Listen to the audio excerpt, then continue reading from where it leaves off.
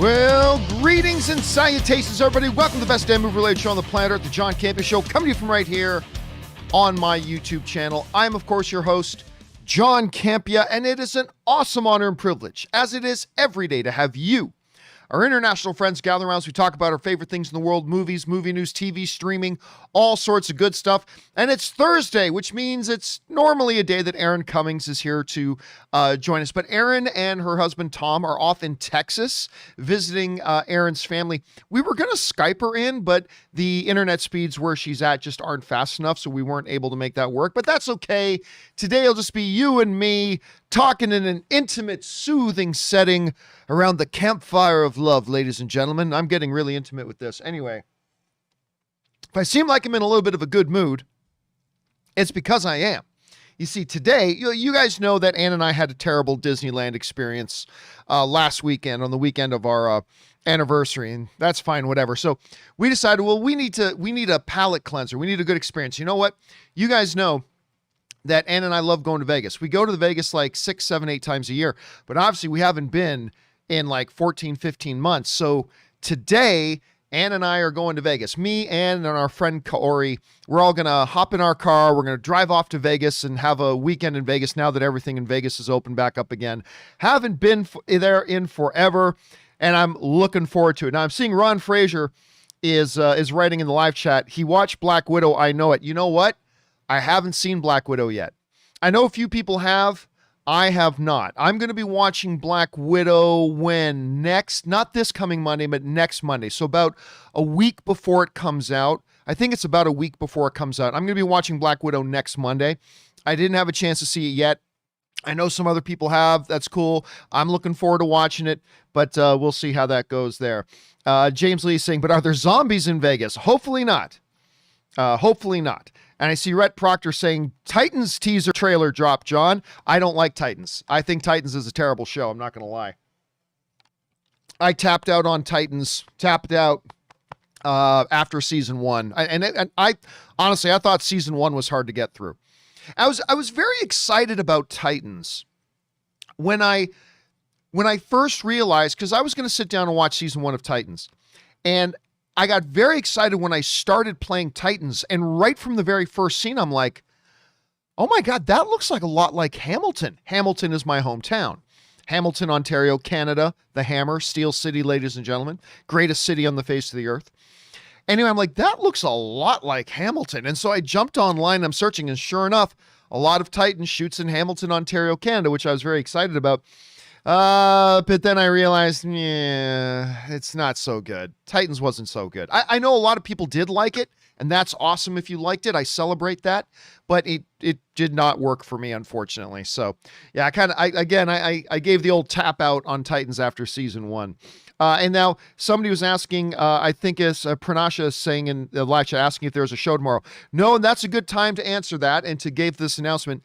There is not going to be a John Campea show tomorrow, because I am going to be in Las Vegas. Now, I'm probably going to post up a video tomorrow from Vegas, but it's not going to be like a John Campea show thing, because again, I'm going to be in Vegas, which I'm very excited about. It's been a while since Ann and I have done that, so I'm super stoked. Okay, guys, listen.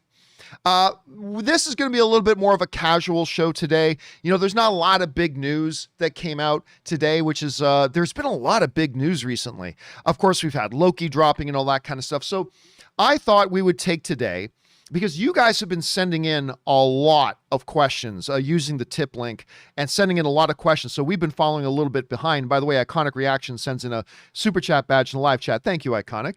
And so I thought, you know what, since there's not a lot of news today and we're not going to do a John Campea show tomorrow, why don't we take today, just hang out, talk about our favorite stuff, and we'll let you guys guide the conversation, and we'll spend the day just taking your comments and questions and the topics you guys want to talk about. So that is what we're going to do today, and it's awesome to have all you guys here.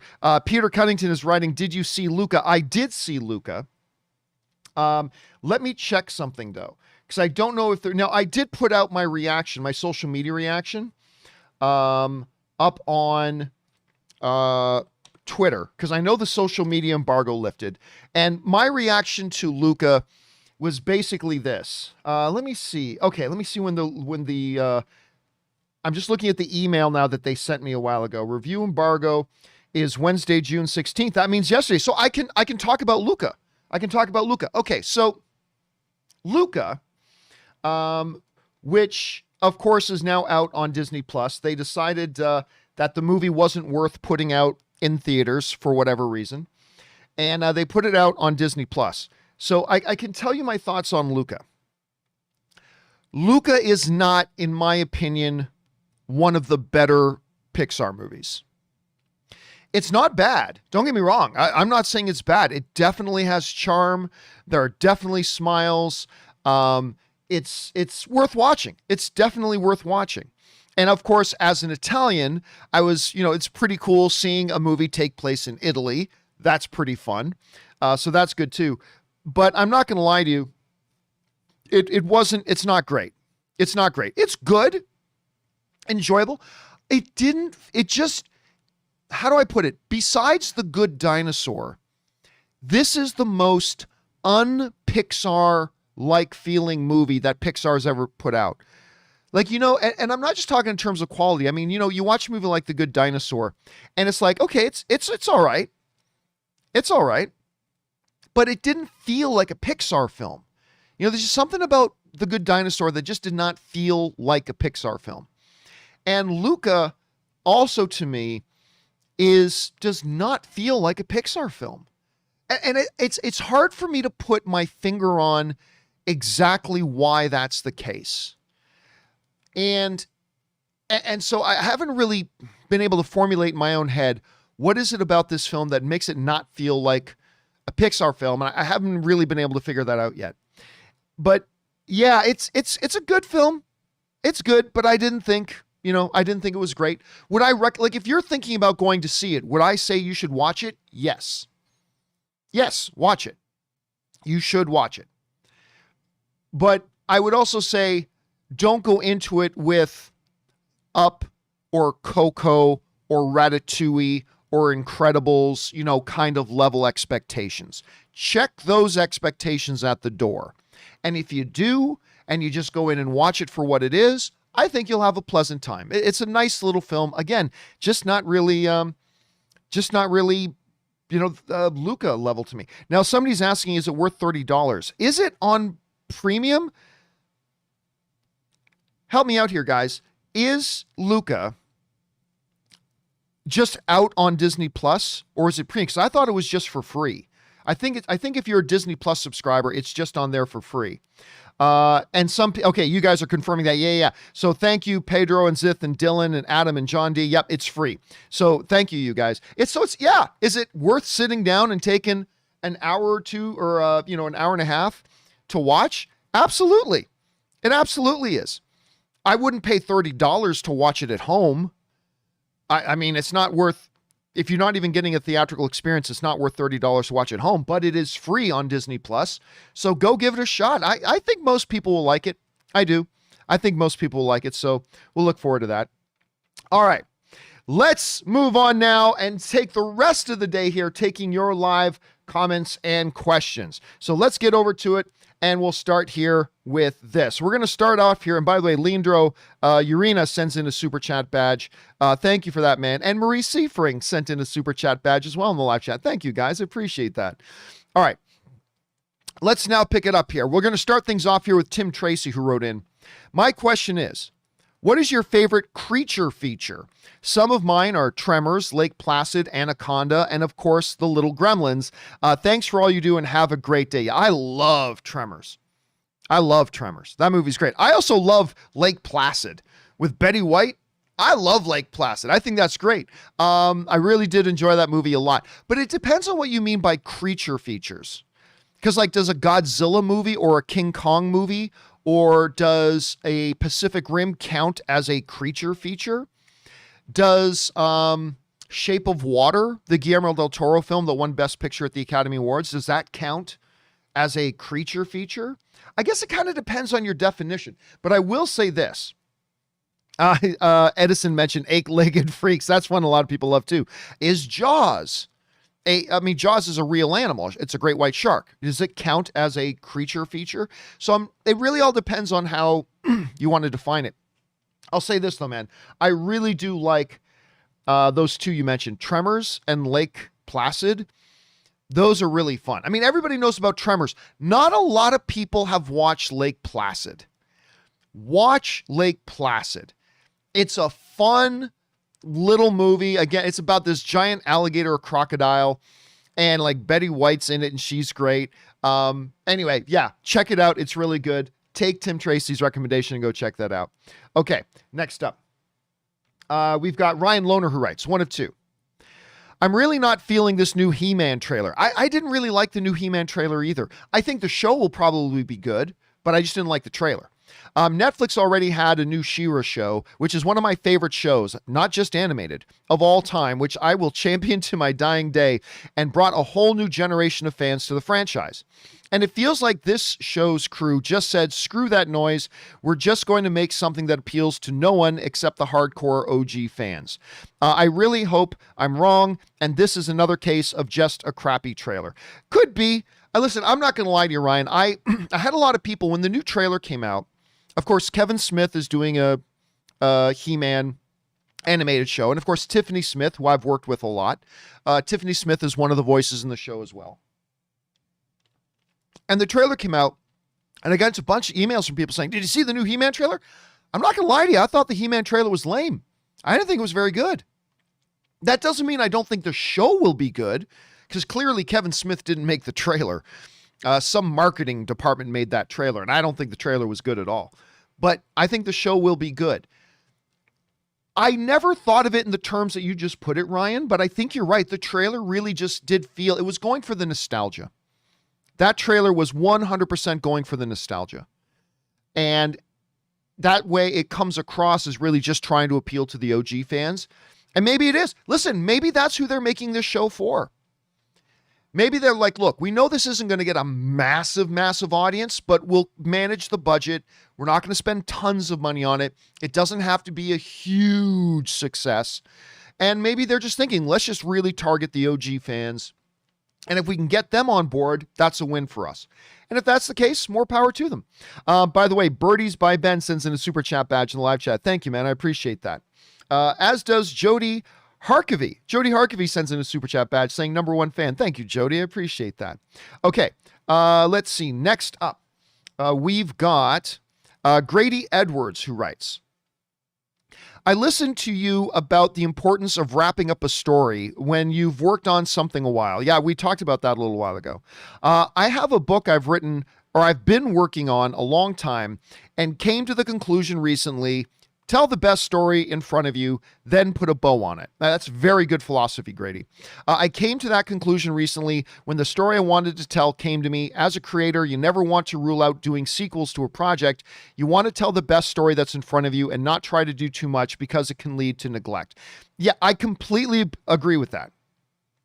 I completely agree with that. So somebody wrote in recently saying they had been, I can't remember, working on a screenplay or something like that for like 10 years. I can't remember exactly, but it was like they were working on a screenplay for like 10 years. And I said, look, George Lucas said it best. I mean, your movie's never done. You just have to choose when it's time to end it. And when you get into, especially a writing project, when you get involved in a writing project, you can keep working on it and working on it and working on it and working on it, but eventually you're going to hit peak decline, which means eventually the more you work on it, the less good it's going to be. You have to just come to a point at some juncture and say, this is now done. And I like the way you put that, Grady. Tell the story that's in front of you. And once that story has presented itself to you, tell it, and then don't keep tinkering with it for another 3 years. Put a bow on it and move on.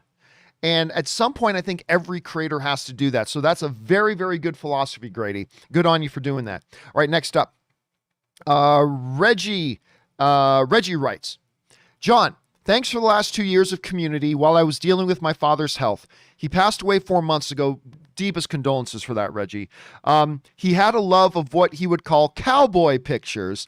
In honor of him for Father's Day, please share with us your favorite Westerns. Oh, yeah, listen, I'm a little rare. I know when most people get asked what are their favorite Westerns, they'll go back to the classic era of the cowboy films, the old Clint Eastwood films or things like that. But mine is actually, my all-time favorite Western is actually a little bit more modern.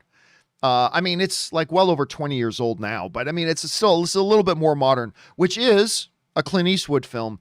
But let me see if you guys in the live chat know what I'm going to say. Harvey Kung said it first, then Chipotle said it, then Chipotle said it. It's Unforgiven. Unforgiven, I think, is the greatest Western ever made. It's not heavy on action, but a cowboy movie doesn't need to be heavy on action. It's so good. And I have a friend of mine who only watched Unforgiven for the first time recently. It was during the pandemic. A lot of people caught up on a lot of movies during the pandemic, but they watched Unforgiven for the first time during the pandemic. And they were like, oh my God, how have I never seen this before? It's not just the greatest Western film of all time. It's one of the greatest films of all time. It won Clint Eastwood it won Clint Eastwood a bunch of Oscars. I believe it won Best Picture at the Academy Awards. Now I see some people in the live chat putting out some other really good ones like True Grit. By the way, I'm in the minority. I think the True Grit remake was even better than the original. That's just me. Jeff Bridges was in that. I thought it was even better than the original John Wayne one. That's me personally. A lot of people love Tombstone. Tombstone's a great Western, but yeah, to me, it's an easy, the Dollars trilogy, but to me, it's no question. Magnificent Seven, I'm seeing James mention in the live chat. Magnificent Seven, of course, Butch Cassidy and Sundance Kid. Tons of great Westerns. But to me, they all have to take a knee to Unforgiven. That is just, damn, that movie's good. If you have not seen Unforgiven, do yourself a treat and go and watch Unforgiven. Anyway, thanks for sending that in, Reggie. And I hope I did your dad proud by saying Unforgiven. All right, next up. Let's see. Moviereviews.fart writes, hey, John.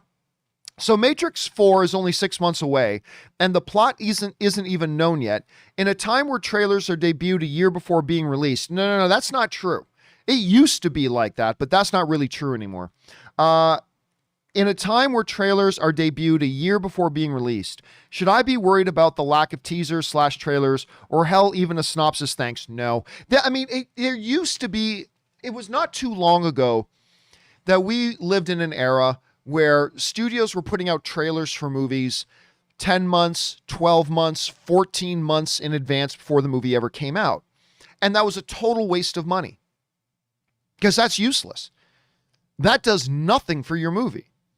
Godzilla King of the Monsters was a great example of that. They launched the first big official trailer for it a year before that movie came out, and everybody buzzed and everybody was excited because that first trailer was awesome. And everybody's like, wow, it looks so good and it looks so awesome. But the movie wasn't coming out for another year. And then by the time it came out, people are like, oh, that movie? Didn't that movie come out forever ago? It didn't? Oh, okay. It's literally, it's blowing your load prematurely. Putting out a trailer a year in advance is like premature ejaculation. It's blowing your load way too early. Because hype is like mist in the air. It dissipates and disappears. You put out a trailer, it builds up some hype, but what's the point of doing that if you put it out so early that by the time your movie comes out, the hype of that trailer is completely gone and has been gone for a long time? It's been gone for a long time. So it's pointless. So what we have been seeing in the last couple of years, for a year or two prior to the pandemic, we've been seeing studios realize, oh yeah, putting out trailers out in advance is just a waste of time. And you've seen the windows starting to shrink. So us being 6 months or 7 months out from Matrix 4, if I was in charge of the distribution, I wouldn't put out any trailers yet. I wouldn't put out, personally, for most films. Now, you have to take it on a case-by-case basis. But for me, for most films, I wouldn't put out a trailer till about 4 months in advance. And it can even be a little bit shorter. But I would say 4 months in advance. Because what's the point of creating hype now when that hype is just going to disappear and dissipate within a couple of weeks? Why don't you save it till you get a little bit closer to the film and then build momentum with your marketing campaign? So, look, I'm not even all that excited for Matrix 4. I don't think the Wachowskis have made a really excellent film since the first Matrix. I like Matrix 2 more than most people do. Matrix Reloaded. Like, I know a lot of people hate that movie, but I actually quite like it. Not nearly as much as the first Matrix. But almost everybody agrees the third Matrix movie, Revolutions, was kind of bad. And I honestly don't think the Wachowskis have done anything really notable or really exceptional since the first Matrix film, including one of the worst films I've ever seen in my life in that Jupiter Ascending? The one with Magic Mike? Yeah, that was one of the worst films I've ever seen in my life. And so I just don't have any excitement for Matrix 4. That doesn't mean I don't think Matrix 4, it's impossible that it can be great. It could be great, maybe, we'll see. But I don't have any excitement for it. But it's not time for a trailer yet. If they want to put it out now, great, but I wouldn't worry about it. If you're looking forward to Matrix 4, don't worry a bit by the fact that, oh, there's not a trailer out yet or a synopsis. It's still a long ways away. Don't worry about it. All right. By the way, Scott F. puts out a super chat badge in live chat. Thank you, Scott. I appreciate that, man, very much. All right. Let's move on now. Next up, we've got Jack121 who writes, "Hey, John and Rob." Rob's obviously not here today. "Most people agree that Spider-Man Into the Spider-Verse is the greatest Spider-Man film ever. That's not true. Most people don't agree with that. There are some people that feel that way because it's great. Spider-Man Into the Spider-Verse is fantastic. But I believe you will find most people believe that Spider-Man 2, Sam Raimi's Spider-Man 2 is probably the best Spider-Man movie ever made. Maybe. I personally think Spider-Man Into the Spider-Verse is the best Spider-Man movie ever made. I really do. I think Spider-Man Into the Spider-Verse is the best Spider-Man movie ever made. But Spider-Man 2, Sam Raimi's Spider-Man 2, is this close to it. By the way, just got to put it out there that the best Spider-Man movies ever made were not made by Marvel. The best Spider-Man movies ever made were made by Sony. Both of them. Spider-Man Into the Spider-Verse and Spider-Man 2. Those, to me, are the best Spider-Man movies ever, not made by Marvel. Don't get me wrong. I really like Homecoming and Far From Home. I really like those movies a lot. I love Tom Holland as Spider-Man. But anyway, let's get on with your question here. Do you think Sony is tailoring this upcoming film to trump Into the Spider-Verse as the best? It seems to be using a lot of the same elements as Into the Spider-Verse and now possibly a direct reference. Yeah, of course, the direct reference he's talking about, in case you guys missed it the other day, was that Sony Argentina, their official Twitter account, put out this like little title card video with the Spider-Man music for Spider-Man Far From Home. Ba ba ba ba ba ba ba ba ba ba ba ba ba. You know, that music was playing.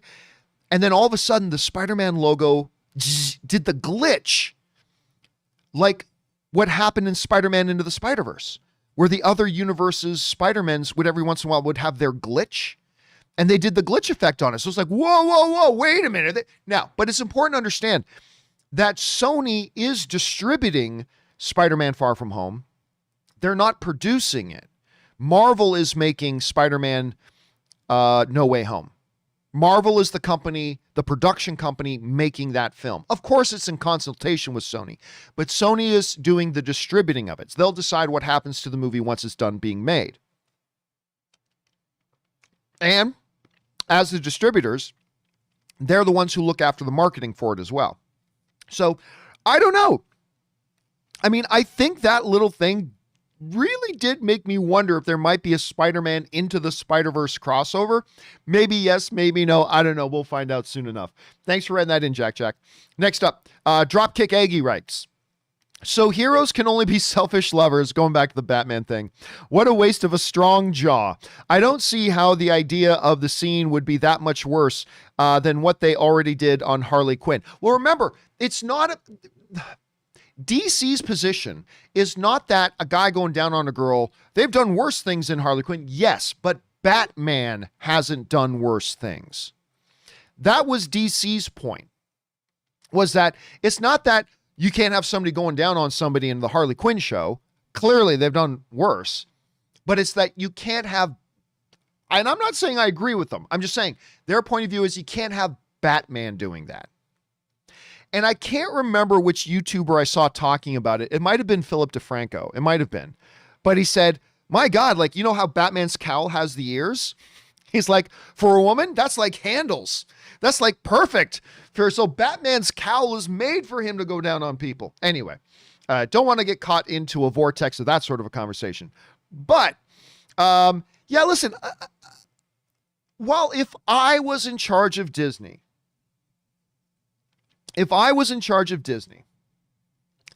I would let them have that scene in Harley Quinn. But as a fan, I understand why they're doing that. I do. I mean, it is Batman is by far their most valuable IP. And if they want to be a little cautious about how that IP is portrayed, that's fine. Again, I don't agree. I would do it a little bit differently, but I understand where they're coming from. Warner Bros. Wants to protect that IP. I get it. Now, again, it's like, well, how come you let Batman bang Gordon's daughter on a rooftop in that Killing Joke animated movie? But whatever. It is a little, it's just it's more complicated than we like to make it out to be. So again, while I would have done it differently than Warner Brothers did, I understand the decision. I get it. I would have done it differently, but I get it. All right. Next up. The Brad Marks channel in the live chat just caught my eye, says, The Dark Knight Descends. There's the title for the next movie, The Dark Knight Descends. Anyway, Diego writes, hey, John, earlier this week you mentioned that you didn't think Charlie Cox's Daredevil would enter the MCU. No. To be clear, I said I didn't think he would be Daredevil in the MCU. Like, Evan Peters came into the MCU, but he wasn't Quicksilver. Right? He came into the MCU, but he wasn't actually Quicksilver. Could Charlie Cox come into the MCU? Absolutely he could. He's an actor. He can get a role, but I just don't think he's going to be Daredevil. But at any rate, let's move on here. By the way, Kevin Cow sends in a super chat badge in the live chat. Thank you, Kevin. I appreciate that. Anyway, you mentioned earlier this week that you didn't think Charlie Cox Daredevil would enter the MCU, but multiple reliable insiders has confirmed him as being in No Way Home. Curious about your thoughts on this and how reliable these insiders are. All right, look, let's just say everybody has a different definition of reliable. Here's the thing. I've been doing this job for a long time. And it is literally in the hundreds of times that reliable sources have said this, and this, and it's never turned out to be true. And let me rephrase. It's not never turned out to be true, but the vast majority of the time that reliable sources that are not Variety, The Hollywood Reporter, Entertainment Weekly, The Wrap, Deadline, the true, real trades. Reliable sources that aren't those. It is literally in the hundreds of times that stories have come across our desk that wasn't in any of the actual real trades that reliable sources have said hundreds of times turned out to be not true and turned out to be BS. Does that mean that reliable sources that aren't Variety, Deadline, The Hollywood Reporter, on and on, the real trades can never be right? Of course not. Of course not. Even a broken clock is right twice a day. Yes, of course, there have been times, but they have been very rare. Rare enough. Look, here's my basic philosophy on this.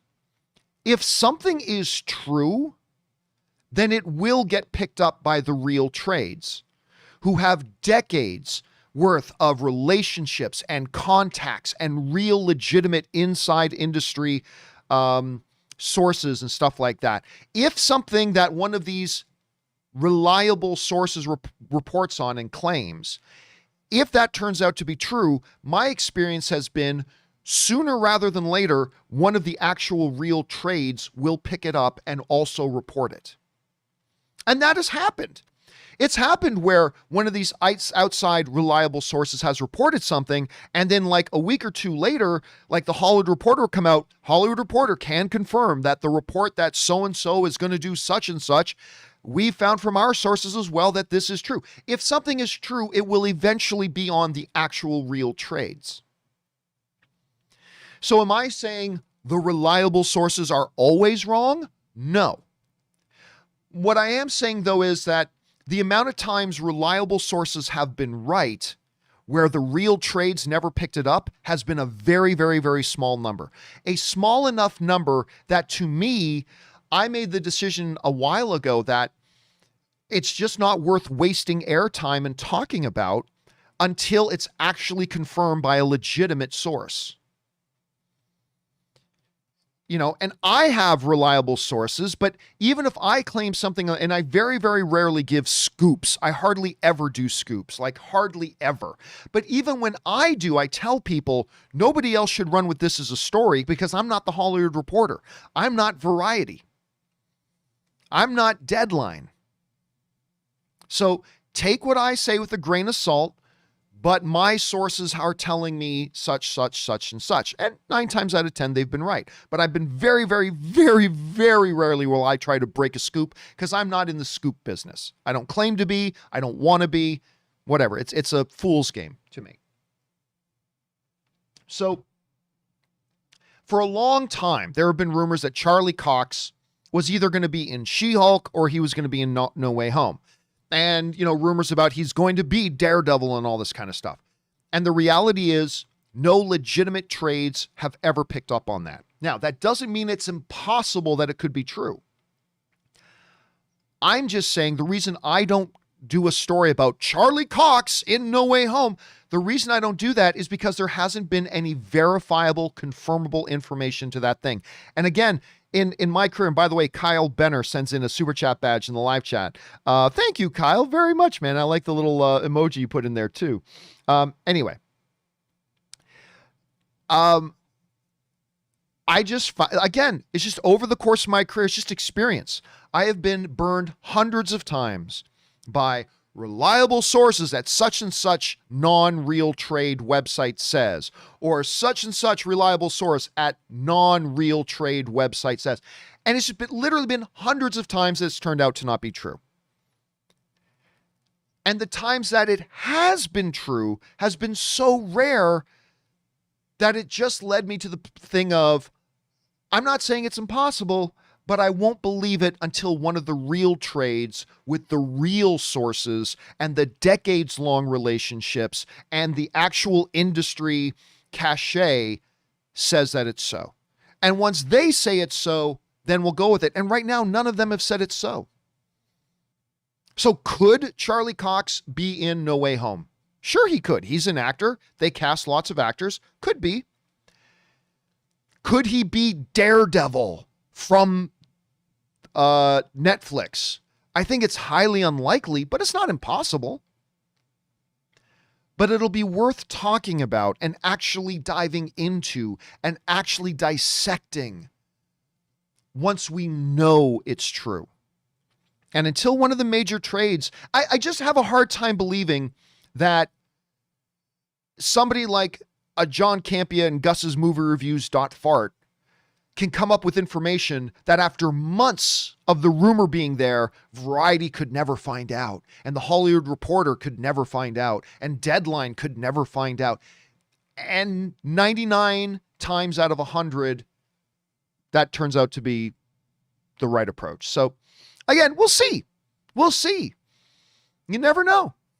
You never know. Once in a while, it does turn out to be the case. But once one of the major trades reports it, then it'll be worth us actually talking about. And that's my approach to stories like this, is until it's actually reported by a real place, yeah, we'll put it on the shelf. We'll put it on the shelf. So that's me for that. Anyway, next up. Okay. Next up, Alan Gonzalez writes, "Hello, John. It's been a while since I don't write questions, but I have a big one." All right, Alan, what's the big one? Why did the TVA, oh, here we go. Why did the TVA took Loki, probably meant take Loki, instead of erasing that timeline with him in it? Also, listen to Dream Theater. It's like Rush on steroids. Have a nice day. Well, thank you so much for that, man. Okay, here's the thing. What I think the answer to that is that the TVA gives everybody a trial. Like if you're somebody that caused a nexus and become a variant, they don't just wipe you out without giving you the opportunity to state your case and to defend yourself. So they bring you in front of a judge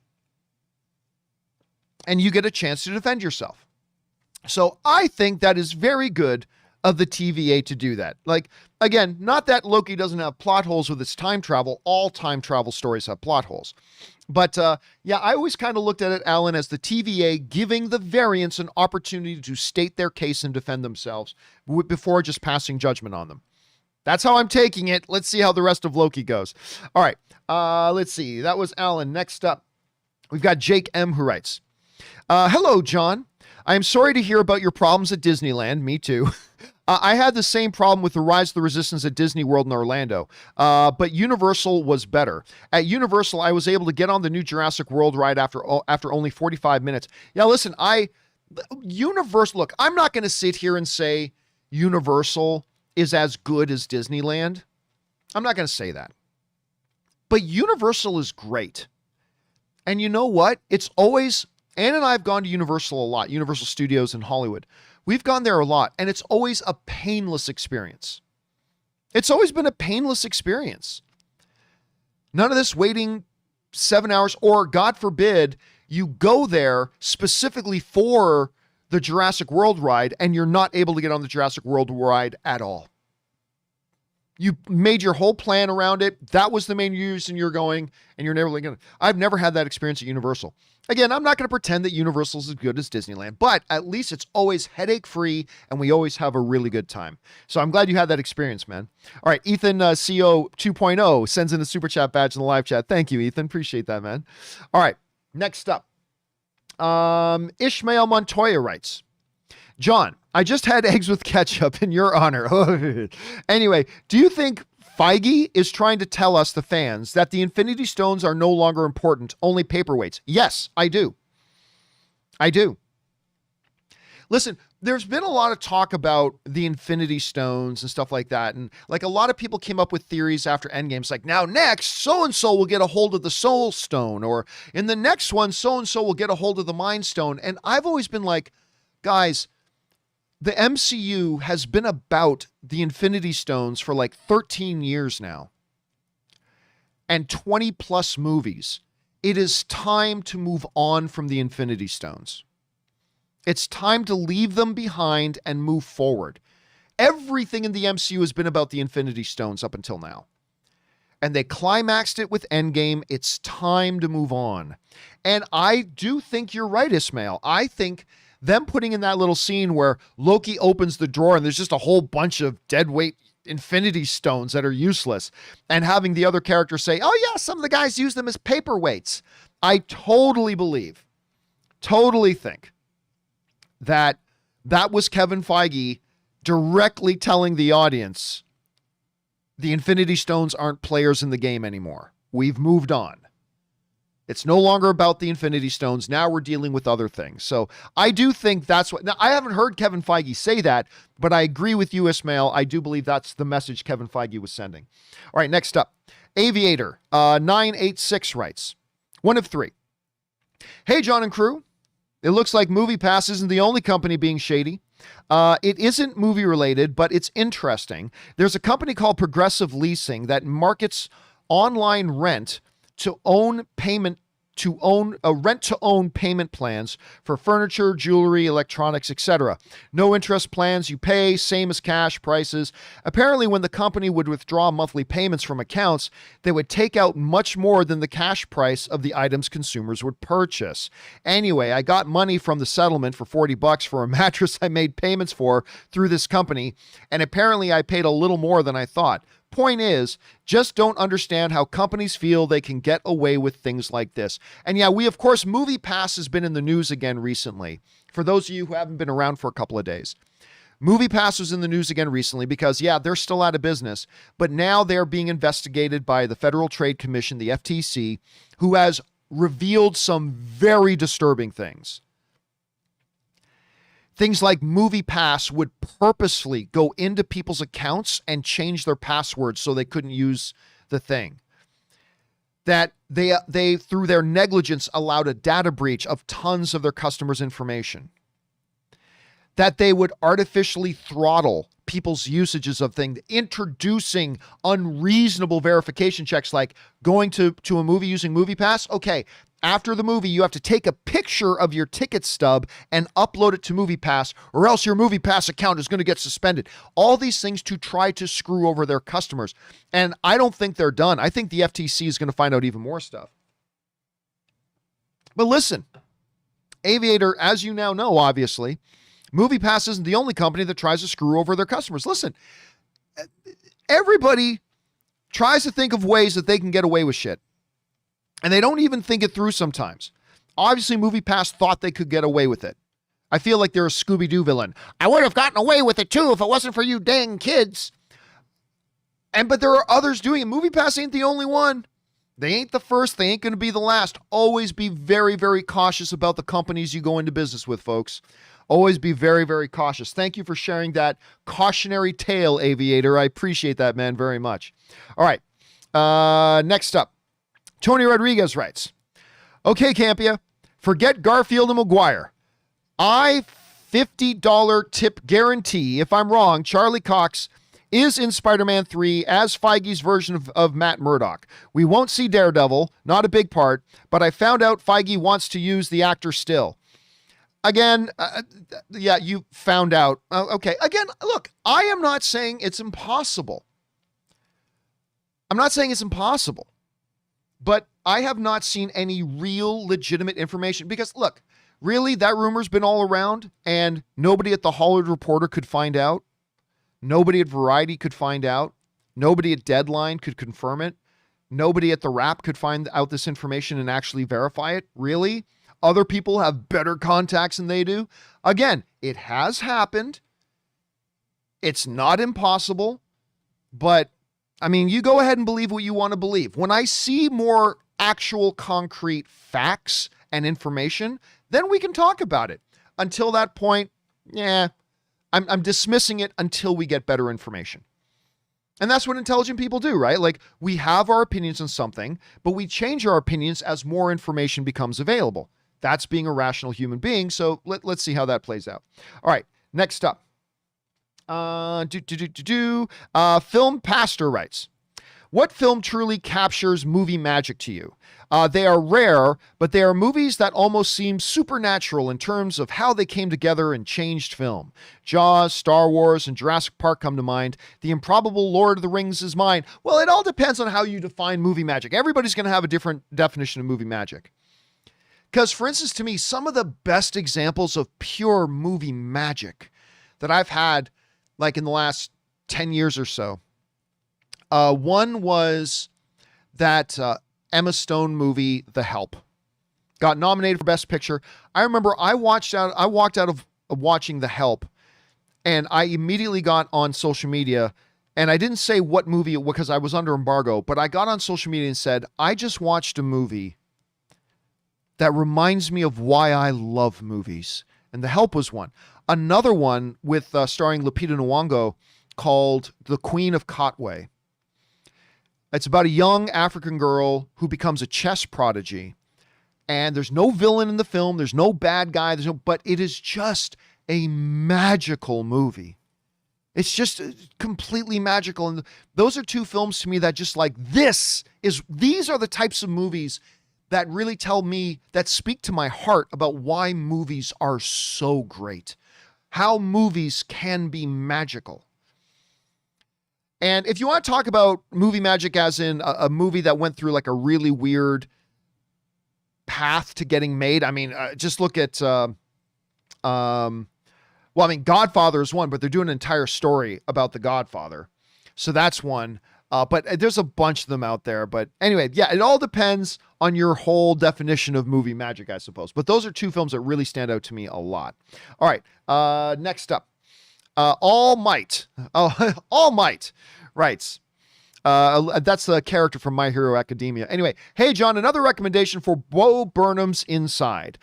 This special is truly amazing and one of a kind. The songs and subject matter are funny, but also thought-provoking. It also amazing to see what he accomplished with different gear by himself. Yeah, I've had a few people recommending Bo Burnham's Inside.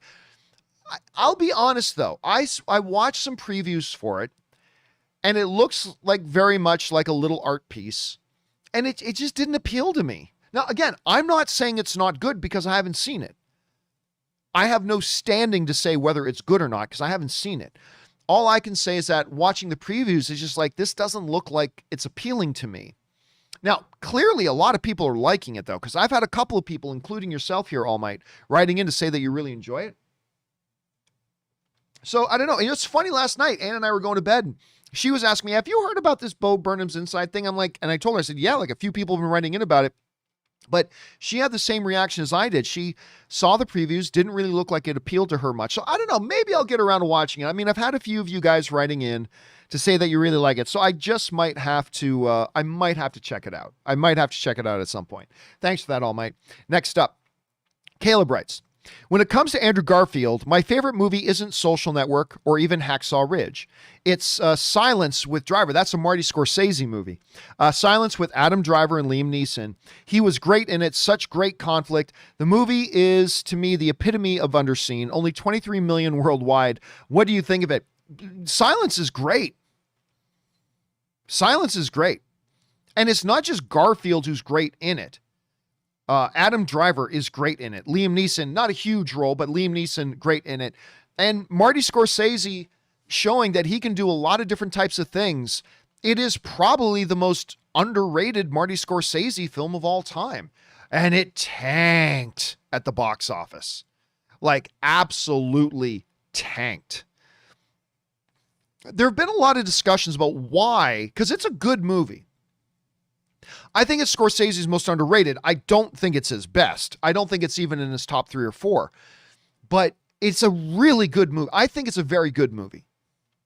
So there have been a lot of discussions about why did Silence, directed by Marty Scorsese, starring Liam Neeson. Well, at the time, not many people knew who Adam Driver was. But you had Adam Driver. You had Andrew Garfield. Why did it not do well? There's been a lot of theories. Bad marketing. The fact that it looked like it was faith-based and not a huge global audience is into faith-based films. And that's kind of what it looked like.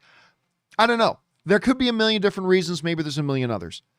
But it's a very good film. And yeah, probably one of the more underappreciated ones. So Michael Brammer is saying Silence is on Hulu and Epix. Listen, thanks for putting that in the live chat, Michael, because if you get a chance, yeah, watch. If sometime this weekend you got a couple hours and you and your buddies or you and your girl or whatever are hanging out and you just want something to watch, it's a good movie. Go check it out. Thanks for bringing that one up, Caleb. All right, next up. But for me, Andrew Garfield's best performance is still Hacksaw Ridge. I still think that's his best performance. He should have gotten an Academy Award nomination for Social Network, and he didn't. I don't know why. Actually, I thought he should have won Best Supporting Actor at the Academy Awards last year. He didn't even get nominated. But I think his best performance is Hacksaw Ridge. All right, next up. Brandon Visconti writes, hey, John and Rob. Obviously, Rob's not here today. The Walking Dead final season will be upon us in August. I personally think it's the best show on TV. What are your thoughts? And are you excited for the Walking Dead movies to see what happened to the great Rick Grimes? Nope. Now, look, let me be clear here. I really enjoyed Walking Dead to a point. I tapped out of Walking Dead a couple of seasons ago. Not because I thought the show started to suck or anything. It's just like, I was over it. Like, look, you're not going to find a bigger ice cream fiend than me. Especially like, Haagen-Dazs has this chocolate peanut butter flavor. Oh, my mouth is watering just thinking about it. Or a really good quality cookies and cream ice cream. A good quality cookies and cream ice cream. Let me tell you something. You stand back. If you get between me and a good bowl of cookies and cream ice cream, you're going to get spooned to death as I rip my way through you to get to it. But even me, at some point, as I'm devouring a whole carton of cookies and cream ice cream, at some point I'm just going to go, okay, I've had my fill. Time to walk away. And that's kind of what, it's not that I stopped liking cookies and cream ice cream. It's just that, okay, I've had my fill. And I feel like it was the season that ended where they captured Negan. You know, it's the season that ends where they caught Negan and had him in his cage. That's when I was like, you know what? I've enjoyed this show. I've liked this show. I don't think the show sucks now. I don't think it's suddenly turned crappy, but I'm done. I've had my fill with it. And so I tapped out. So listen, The Walking Dead is a show that has a place in all-time television history. It was monstrously popular, no pun intended, hugely popular, made stars out of some people, and it just became really engaging television for a lot of folks and had a great long run. But am I excited? Like, I tried watching Fear the Walking Dead, and I'm just like, okay, it's more of the same. So I tapped out on that pretty fast. And so am I excited? Am I going to watch this new season? No. Am I excited for the upcoming movies? No. Again, not because I don't think they're very good. I'm just Walking Deaded out. Yeah. Now, I don't know, like some shows like Supernatural, I can watch for 15 seasons and never get tired of it. But for me and Walking Dead, I enjoyed it. Good show, thumbs up. But I just kind of tapped out after a while. So me, myself, personally, not really excited about. I don't plan on watching the new movies. I don't plan on watching the final season. I've got a good place in my heart for Walking Dead. It'll always have a good place there. It's secured its place in television history, but I'm kind of over it. But that's just me. Doesn't mean you need to be. I'm just talking for myself. That's all. And I'm glad you're excited for it, Brandon. All right, next up. Caleb writes, there is a new musical. It can star anyone, but they also have to write and perform at least 3 original songs. Who do you choose? Oh, that's easy. I choose Jared Leto, truly one of the last triple threats, actor, singer, and music producer, songwriter. That's not a triple threat. Triple threat in entertainment terms is sing, dance, act. That's what, when you hear the term in entertainment triple threat, it's referring to singing, dancing, and acting. That's the triple threat. Anyway, I have no idea if Jared Leto can dance. And here's the thing. My answer to that is not Jared Leto. Jared Leto's a very good singer. I don't know if he can sing musical types of songs. Right? I don't know if he can sing musical types of songs. And there seems to be a difference between stage musical singing and like rock song singing. One can be great in both. One can be great in one and not the other. Like, take Hugh Jackman, for example. Oh my God, when he's singing Broadway songs and musical songs, amazing. Do I think he could sing a top 40 hit though? Probably not. So I don't know about Jared Leto. I mean, whether it takes 30 seconds to get to Mars or not, I don't know. But for me, if I had to pick one guy to star in a musical, write it, perform in it, sing in it, and dance in it, and act in it, oh, it's Hugh Jackman. I mean, Hugh Jackman to me is the most complete entertainer package in the world today. I'm not saying all time, because there have been some greats in years past, but today, I don't think there's any greater pure entertainer when you consider the whole entertainment package than Hugh Jackman. He is an Oscar-level actor. He's a Broadway singer-dancer. He can do drama. He can do great comedy. He can do action. He can do it all. Hugh Jackman's the man. That's just it. Hugh Jackman is the man. I'm not saying he is the greatest actor in the world, but he's right up there. I'm not saying he's the greatest dancer in the world. I'm not saying he's the greatest singer in the world, but when it comes to the complete package, I don't know anybody that comes close. I don't know that anybody that comes close to Hugh Jackman. I really don't. Now, Corey's writing it. I see a couple people writing Donald Glover. Here's the problem with Donald Glover, and I'm a huge fan of Gambino. I am. Donald Glover can't sing. I mean, he can sing better than I can, but I'm saying on that he's a great rapper, but whenever I hear him try to do his songs where he sings, I'm like, this is a guy who's really trying to sing, but he's not really an elite level singer. Very good actor. I don't know if he can actually dance or not. I have no idea. I have no idea if he is. I love Donald Glover. I think Donald Glover's great. When are they finally going to give us a new thing of Atlanta? But yeah, I just really think it is easily Hugh Jackman. No one else comes close to being the complete package like he is. But that's just my opinion. All right, thanks for that, Caleb. Next up, Caleb also writes, name this good Canadian kid. I helped show Mr. Murdoch the truth. I joined the KKK in Mississippi, and I had an innocent boy drink my own blood. Bonus, what movies were I referring to? No idea. Sorry, I have no idea what you're talking about. I don't even know which any one of those movies are. I mean, a KKK in Mississippi. Are you talking about the Gene Hackman, Willem Dafoe, Mississippi Burning? I can't think of any Canadian actors that are in that. Mr. Murdoch, I don't know that you're talking about Daredevil. There could be 100 other movies with a character named Mr. Murdoch. So unfortunately, I don't know off the top of my head. All right.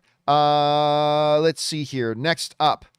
I'm a hero writes. New t-shirt, real heroes go down. I said that on the show the other day. Listen, DC, ask any woman. They'll tell you real heroes go down. Not all heroes wear capes. Real heroes go down. Just want to say that. We should get that shirt made. All right. Zay Alex writes, hey, John and Rob. Rob's not here today, obviously. I'm a huge fan of your show and have been for many years. Thank you, Zay. I appreciate that. Where am I? I lost my place here. My question is, would you ever do a pre-game show about Superman and Lois? No, I would not. Show is getting great and worth talking about. I'm not entirely sure how I feel about Kal-El having a brother. Listen, I am loving this show. I just yesterday watched the newest episode, so I am all caught up. But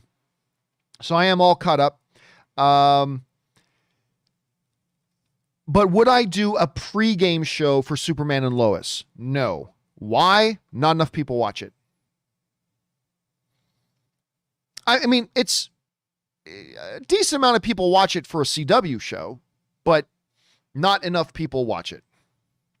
Like Loki, tens of millions of people are watching Loki. So it's worth doing a pregame show because there's enough people actually really excited about it. But I think Superman and Lois had like 1.7 or 1.8 million people watch it, its debut episode or something like that. So while I am really loving Superman and Lois, and I love when people write in questions about Superman and Lois, because I do love talking about Superman and Lois. It just doesn't come close. And by the Crashing Coyote says, Superman and Lois has more viewers than Loki, though. No, it does not. Not by a mile. Not by a mile. It does not have anywhere near the amount of viewers that Loki has. Now, I know here's some confusion. There's some confusion because... some people say, but John, only 800 and something thousand people watched Loki. No, that's not true. What it was that the company that measures the streaming platforms analytics, think of them, remember the old TV rating system, the Nielsen ratings, right? So the Nielsen ratings, all of television was based on the Nielsen ratings, right? But obviously not every house had Nielsen monitoring boxes. I think it was only like 1 million households had it, maybe even less than that. But based on those 1 million households, they would extrapolate then how many people in all of America must be watching these shows, all based on how many Nielsen households watch the show. There's a company, I think it's called Samba or something like that, but they monitor 3 million households.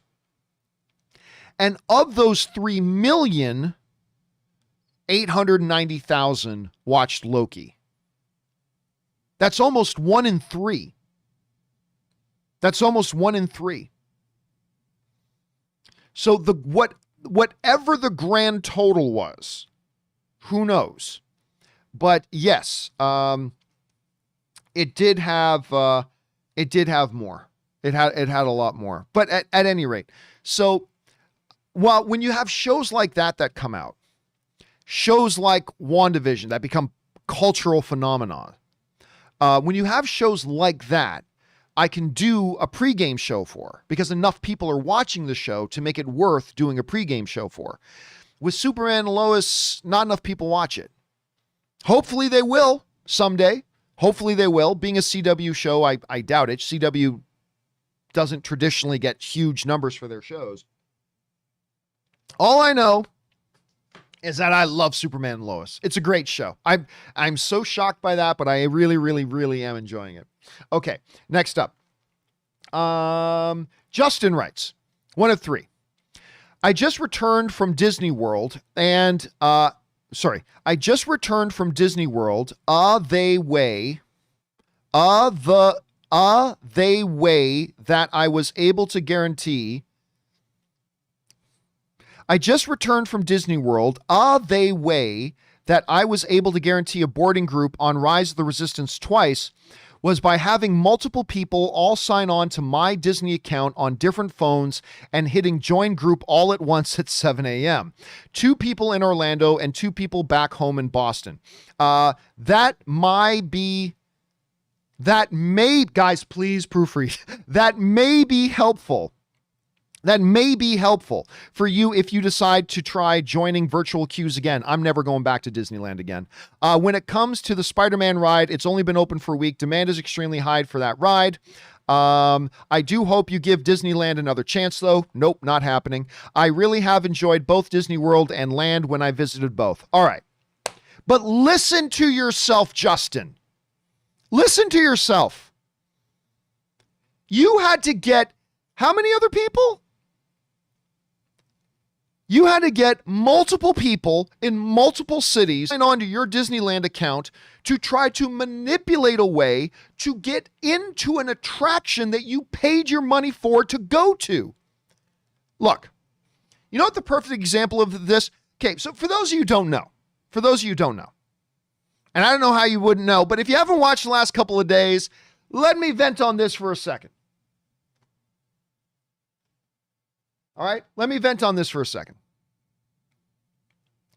So Ann and I go to Disneyland. We paid $1,500. Now, a lot of people have to pay a lot more if they're flying in from around the country. But Ann and I paid $1,500 for a couple of park hopper tickets to Disneyland and the hotel at the Disney Grand, right? So we paid $1,500 and it was our anniversary weekend. And the main reason we went, because there were 2 attractions we wanted to experience. We wanted to experience Rise of the Resistance, and we wanted to experience the new Spider-Man web slinger feature. Okay? That's where we wanted to go. Now, it is important to understand that when you go and book your thing, you do not get to book your place in the attraction. So yes, we booked our tickets for Saturday, but what you cannot do, what Disney does not allow you to do, no, says the mouse. The mouse says, no. You can give us your money to buy tickets to come to the park, yes, but you cannot reserve a spot in one of the attractions. No. No. You got to wait to the day you come to the park to find out if you get on the attraction. Oh, and by the way, if you can't get on the attraction, it's too late to get a refund because you have to request a refund 24 hours in advance before you ever find out if you can get onto the attractions. Says Mickey, that son of a bitch. Okay? Now,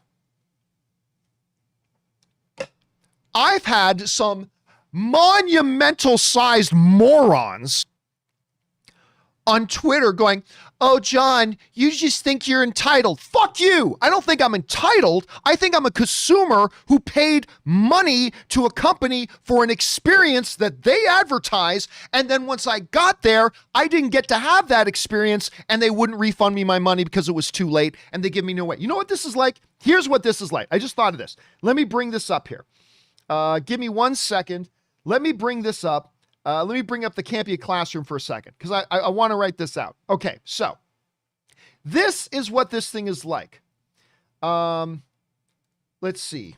Disneyland. Okay, so this is what this whole thing is like. Imagine, okay, let's bring up the Campea Classroom for a second. All right.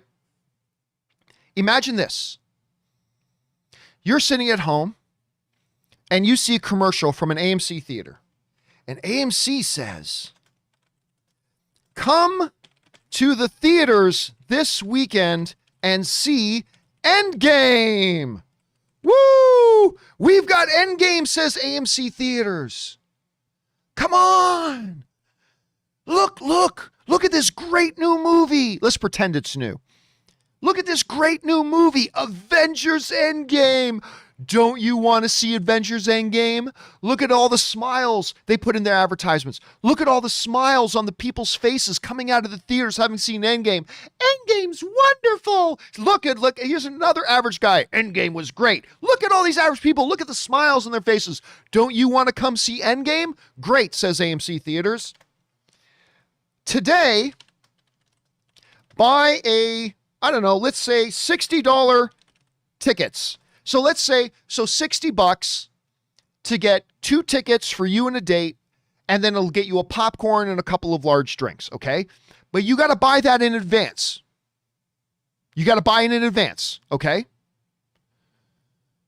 So AMC says, come on down to AMC this weekend, and, Endgame is playing here. Woo! Endgame! Yeah! And they say, but you got to buy your tickets now. Got to buy them now. Get online, pay $60. You'll get 2 tickets to come to the theater. And you get a large popcorn and 2 drinks. Okay, great. Here's the problem. You buy the tickets. You then go to AMC on Saturday, the day your tickets are for. And they tell you Endgame is awful.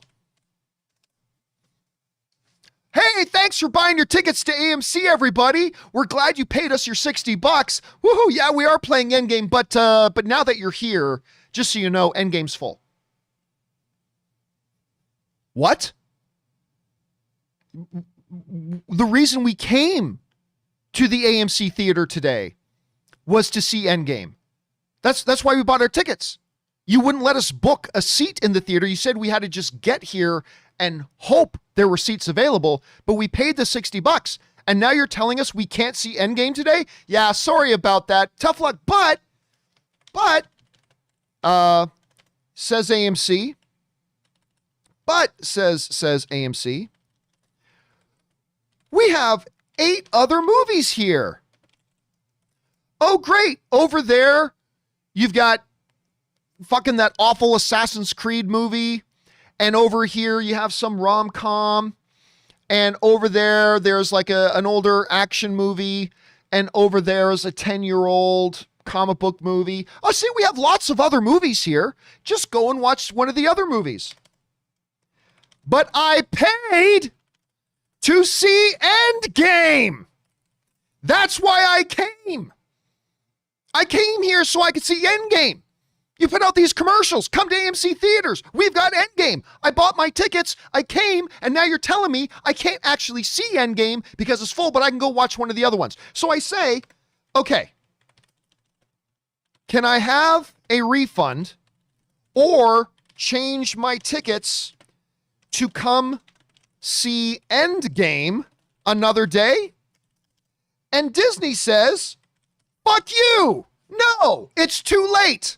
It's too late. We've got your money now. Your money's now ours. You had some money in your pocket, but now it's in my pocket. Ha-ha! Their money is now in my pocket. And I'm not going to give you what you came here for. Why don't you come back next weekend and try your luck again? Maybe you'll get lucky next time. So AMC said, come to our theater, come buy a ticket and come to our theaters because we've got Endgame.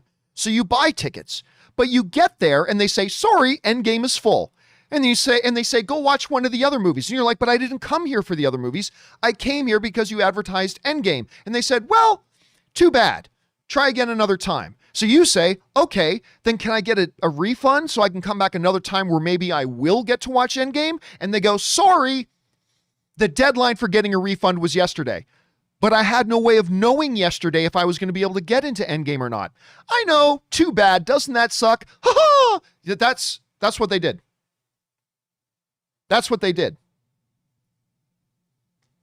And then I get some fucking morons on Twitter going, oh, Campea, you sound entitled. No, I don't think I'm entitled. I'm not saying Disneyland needs to give me shit for free. I'm just saying is I paid $1,500 because you put in all your commercials, welcome back to Disneyland. And we've got the new Avengers Web Slinger and we got, Star Wars Rise of the Resistance and blah, blah. So you pay your $1,500. They give you no way to book your spot on those attractions in advance, even though it would be the easiest thing in the world. Easiest thing in the world for them. Say when you buy your tickets for 3 Saturdays from now, okay, we've got openings in boarding group 17, 18, and 19, and you can book your spot. But no, you know why Disney doesn't let you do that? Because if you find out that the ride that you want to go is full, you might not come, and we want your money. We want you to pay to come and not find out that you can't actually get there, because we don't want to let you know that the attractions you're coming for are all full, because then you might not give us your money. We want to make sure we get your money. Even if we know full well there's a really good chance you're not even going to get to be able to go on the attractions that you paid to come here for. It's like AMC theaters saying, hey, we've got Endgame, buy tickets to the theaters. But when you get there going, oh, that movie's full. But hey, you bought tickets to come into the theater. We've got 8 other screens playing other movies, but you didn't go there for those other movies. You went there to see Endgame, and they're not going to anyway. You get my point. You get my point. And that is why I'm never going back to Disneyland again. Now look, don't get me wrong. I love Disney. I love Loki. Loki's great. Zevia, sponsor me, you sons of bitches. I love Loki. I love the MCU. There's a lot of stuff. I love Pixar. I still love almost everything with Disney. But Disneyland is a fucking scam. Disneyland is an outright scam. And when I shared that experience the other day, you would not believe how many people I had, like people I know and total strangers, write to me who had the exact same experience. Like I had a buddy of mine who called me on the phone and said, I took my 2 sons and we got the hotel. We spent like $3,000 because they got multiple nights and they had 3 tickets and blah, blah, blah. I took my sons and we never got to go on either of those rides. That's what we went for. And my son was pissed, he said. His older son was pissed. I'm not the other one. Anyway, sorry, that was completely non-movie related. I'm sorry. That for me was therapeutic. Now, I have had people tell me, like I've got somebody in the live chat right now, Edison is saying Orlando is better than Anaheim. I have had people tell me that the experience at Disney World in Orlando is better. I've never been there, but I've heard a bunch of people say that the experience at Orlando Disney World is better than the experience at Anaheim Disneyland. And maybe someday I'll try that out. But until they fundamentally change the way they do things at Rip-Off Park, aka Disneyland, I'm never going back again. I have no reason to give them another dollar of my money. Anyway. Sorry for that rant. I'm sorry. I was using you guys as my own personal counselors as I therapeutically try to sort through my anger issues over the damn Disney rip-off. And look, maybe I wouldn't have been as upset, but it also it almost ruined my honeymoon. It almost ruined my anniversary weekend. Right? So I'm extra mad about that. That I had my wife also be very disappointed. And oh fuck, God help you if you piss off my wife, or if you upset my wife, I get very upset. I get very, very angry about that. I'm sure all husbands can kind of relate with how I feel. So, so seeing my wife disappointed only made me more pissed off. And anyway, blah, blah, blah. Whine, bitch, complain. Okay, I've got it out of my system. Okay, let's move on here, shall we? Let's move on. The next one we're going to go with. So no, Justin, I am not giving Disneyland another try. And the very fact that the only way you could get on the ride was by trying to game the system and have multiple people around the country trying to get onto the ride for you just highlights the problem. It just highlights the problem. Anyway, next up, Willow writes, okay, come on, Campea, pull it together. Willow writes, I'm unfamiliar with the character of Spider-Ham and have only known him from Into the Spider-Verse. I only know him from Into the Spider-Verse too. Is there a reason why he turned into a pig with super spider powers instead of remaining a spider with a super pig powers? Listen, for all I know, and maybe you guys can help me out here, I think they might have created Spider-Ham for Into the Spider-Verse. I could be wrong about that. I honestly, I don't know.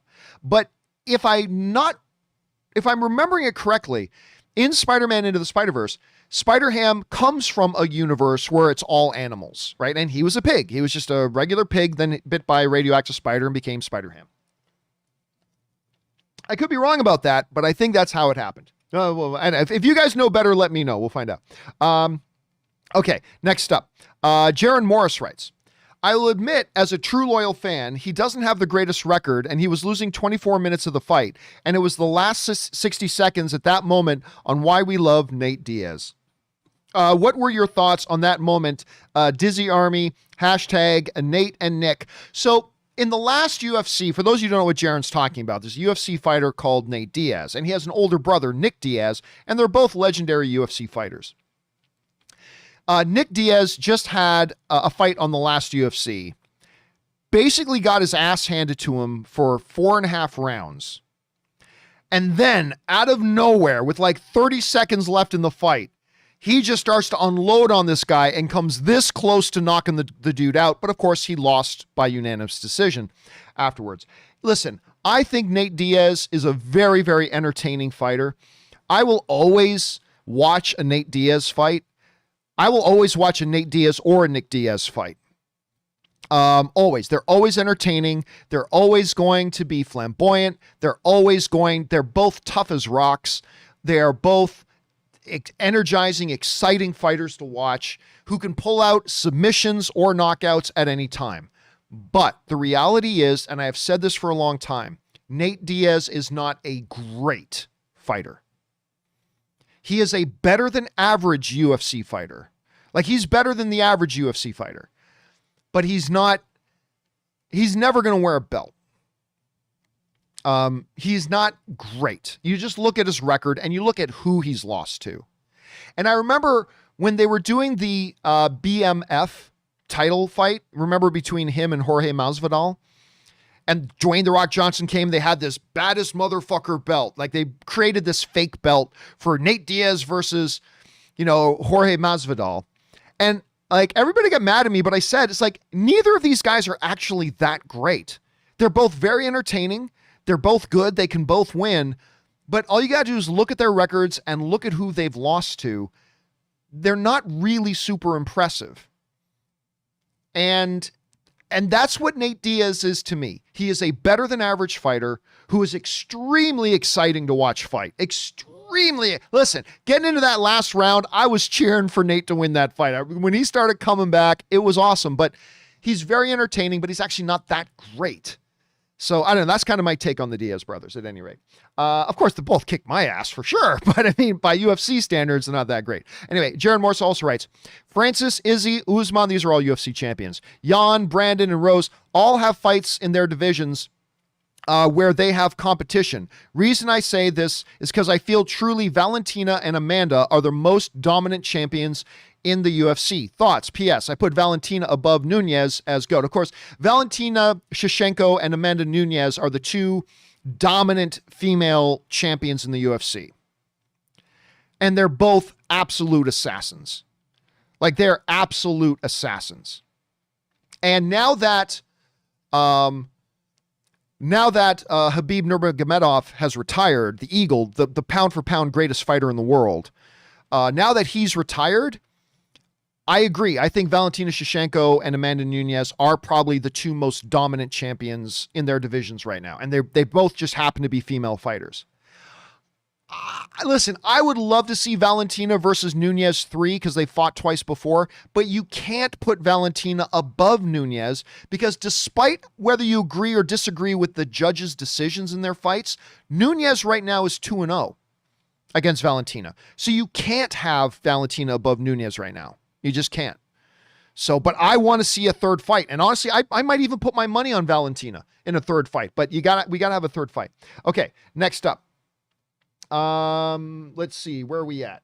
Jaron also writes, the last 60 seconds of that Nate Diaz versus Leon fight is the reason why, even without the greatest record, that's the reason I'm a diehard loyal to the end and why he is loved and has the most loyal diehard fan base, maybe the most loyal fan base in the UFC. Oh, I agree.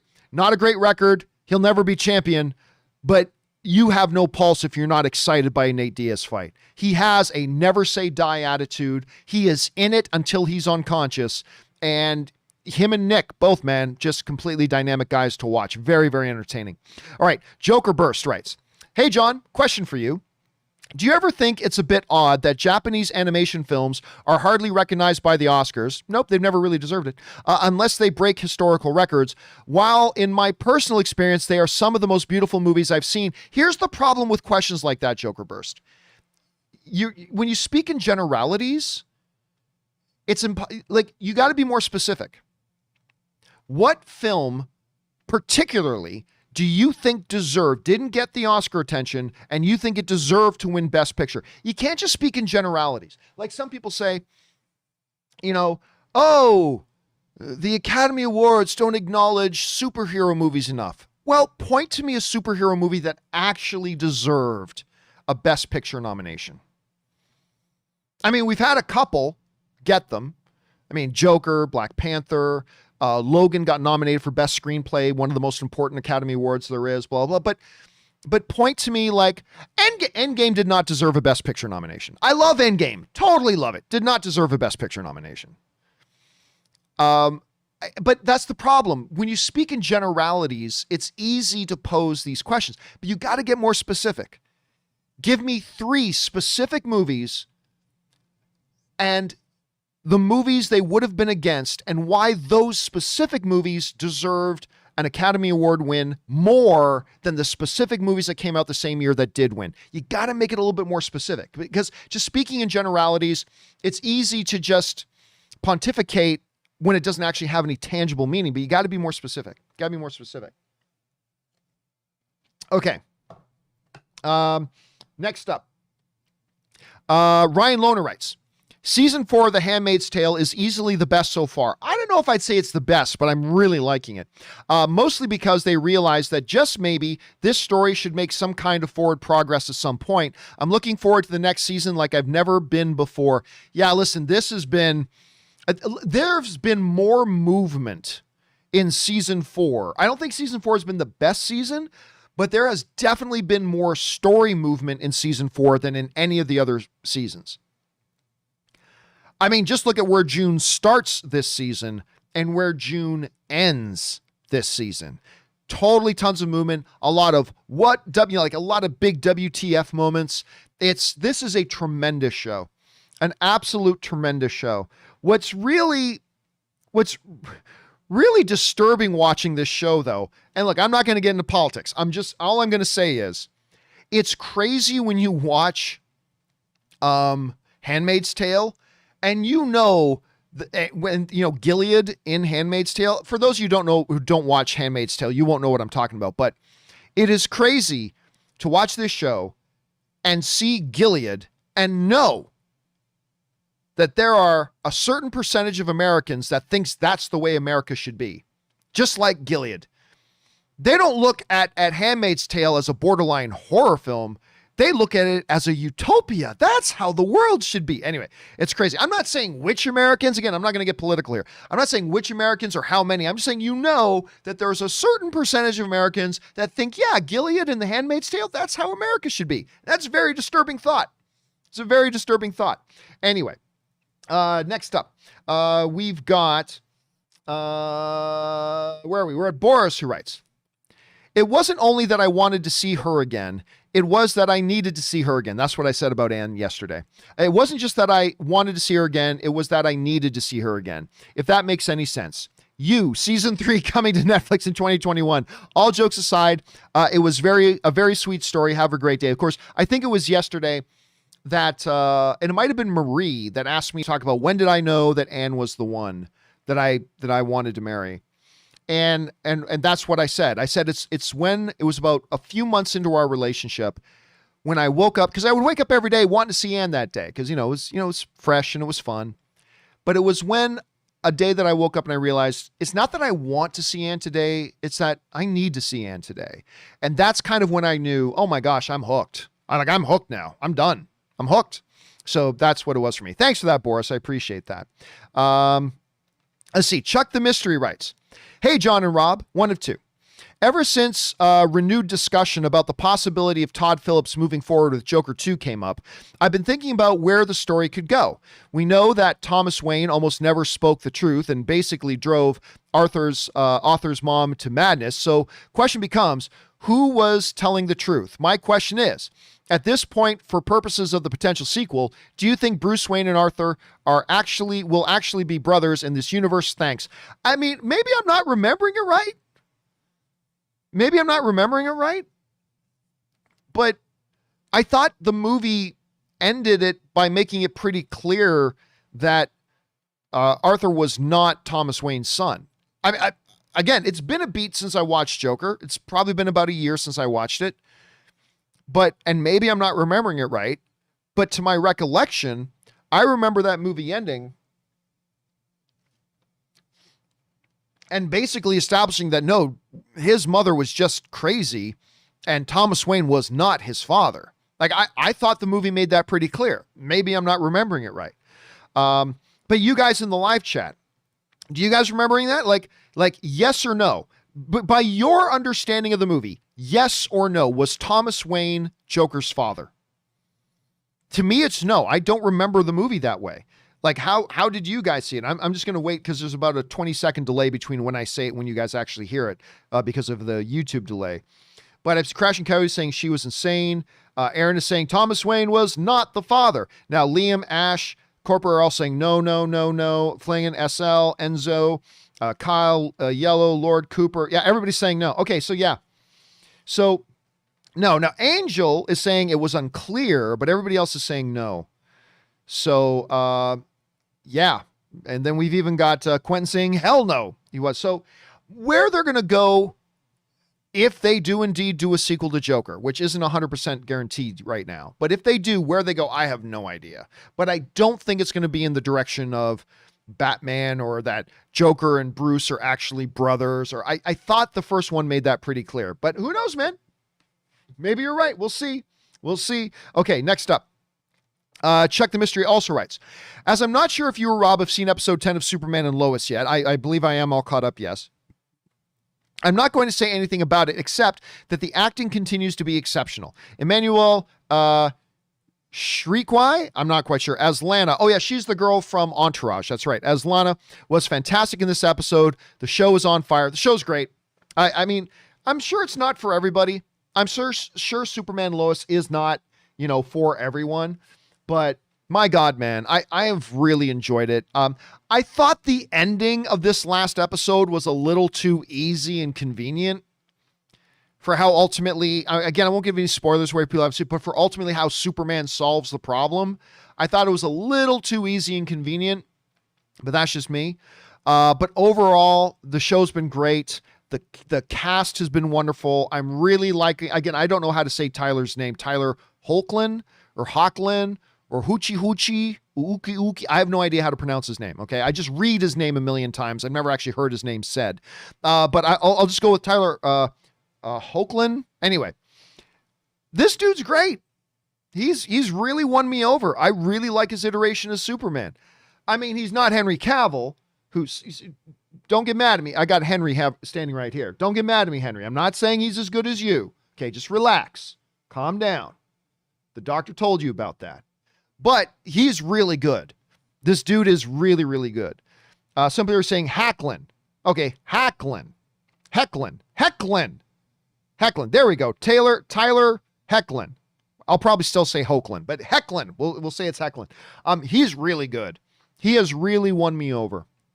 And I've been enjoying this show a lot. Let's see. Next up. Brennan M. writes, sends in like a $50 super chat. Thank you, Brennan, for supporting our channel on that level, man. I really appreciate that. He writes, hey, John and crew. No question. I just wanted to show support and share something. Wife and I are going to go see A Quiet Place 2 for our 3rd anniversary. That's awesome this weekend. We saw the first one right before we got married, so we find that fun. Keep up the great work. That is great. When you can, for your anniversaries, find little traditions like that, that is great. And the fact that you guys, right before you got married, you saw the first Quiet Place, which is, to me, the best movie of 2018. I thought it should have won the Academy Award for Best Picture. My top 3 favorite films that year, number 1 was Quiet Place. Number 2 was Black Klansman, which is amazing. And my 3rd favorite movie of that year was Spider-Man Into the Spider-Verse. But that is awesome. When you can connect that to like little family traditions or marriage traditions, that is a special, special thing, Brennan. So I'm glad you guys are able to do that. And thanks for being here. Thanks for sharing that with us. And again, thank you for contributing to our channel on that level, man. That's really generous. Thank you very, very much. All right. Next up, we've got Jeremy, who tips in like $20. Thank you for supporting us on that level, Jeremy, who writes, hey, John, I hope you're having a great day. I am having a great day doing this show with my fellow film fans on here, going to Vegas a little bit later. It's a good day. I was wondering if you had seen Untitled Horror Movie that just released. It's low budget, but I had fun watching it. If you have, what are your thoughts? And thanks for all you do for us movie fans. Okay, so I think I have not watched it because I've heard it's absolute garbage. And it's got I think Cal Penn is in it. And what's her name? I think from the originals, the girl who played Rebecca Michelson in the originals. I think I saw that she was in it as well. Anyway, I think it's a Netflix movie. I think it's Netflix. Anyway, I talked to a couple people who watched it. One said they had to turn it off halfway through, and one watched the whole thing but said it was terrible. So hold on a second. Let me see if I can bring this up here. Hold on a second. Let's see. Untitled Horror Movie. Okay. And it is, let's bring it up here on the screen, shall we? We'll bring it up on the screen. Untitled Horror Movie, directed by Nick Simon. I don't know anything by him. Claire Holt. That's her name. From the originals. I like the originals. Cal Penn is in it. Who else is in it? Aisha Tyler. I love her. She's one of the voices in what's the animated spy show? Why am I freezing on the name of it? I love it. It's like my favorite animated show on TV. Guys, help me out. What's the name of the spy show? The animated. It's the character's name, the main character's name. Anyway, Tyler's character's name is Lana. So I remember that, but I can't remember the name of the Archer. Thank you, Dave Atkins. Why did I freeze on Archer? Anyway, Archer. She's one of the voices in Archer. She's great in that. Who else is in it? Catherine McNamara's in it. Yeah, I heard it was terrible. So it's on IMDb, it's got a 4.2 out of 10. So there's that. What did Nick Simon direct? What else did he direct? He also directed Untitled Karma, Truth or Dare, a TV movie. I'm not familiar with it. To Lava, To Len Tula. Never heard of that. Girls in the Photographs, Chase, Buckets of Short Film. I've never heard of anything else he's directed, but he's directed a bunch. Anyway, so no, to answer the question, I have not seen Untitled Horror Film. I know a couple people who watched it. They said it was terrible, but if you liked it, man, that's awesome. Glad you saw it. All right, next up. Was that Diego? Oh no, I'm in the wrong spot. Hold on a second. There we go. That was Jeremy, I think. Yes, that was Jeremy. All right. Thanks for that, Jeremy. Next up, Jeremy also writes in. Also, don't forget to pull the audio version of your show, or don't forget to plug the audio version of your show. I listen to it every day while driving. It helps pass a lot of boring miles on the highway. I look forward to that notification every time from Apple Podcasts that there's a new episode available. Well, thank you for giving me an opportunity to plug this, because let me do that right now. Hold on a second. Yeah, and I just announced, I think it was on yesterday's show, we just announced this, that of course, listen, for you guys who can't always be in front of a YouTube, video because you're driving, you're at the gym, you're at school, whatever, we do have an audio-only version of the show. It's called the John Campea Show podcast. It is available on Apple, Spotify, whatever your podcasting app of choice is. The audio-only version of the show is available there for you guys.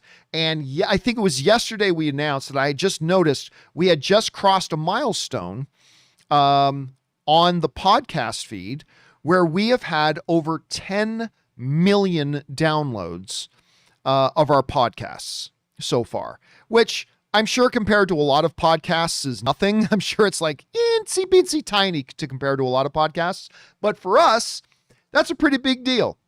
So a big thank you to all you guys who subscribe to the podcast and help us got to that 10 million mark. Appreciate it very, very much. And for all of you who didn't know about or whatever, the John Campea Show's podcast is there. Go sign up for it and subscribe to it so it's there whenever you need it. All right. Thanks a lot for giving me the opportunity to plug that, man. I appreciate that. Okay. Let's move on here. Next up is Wesley Cunningham, who writes, "Sup, John? Just watched a video online mentioning it, and it got me thinking.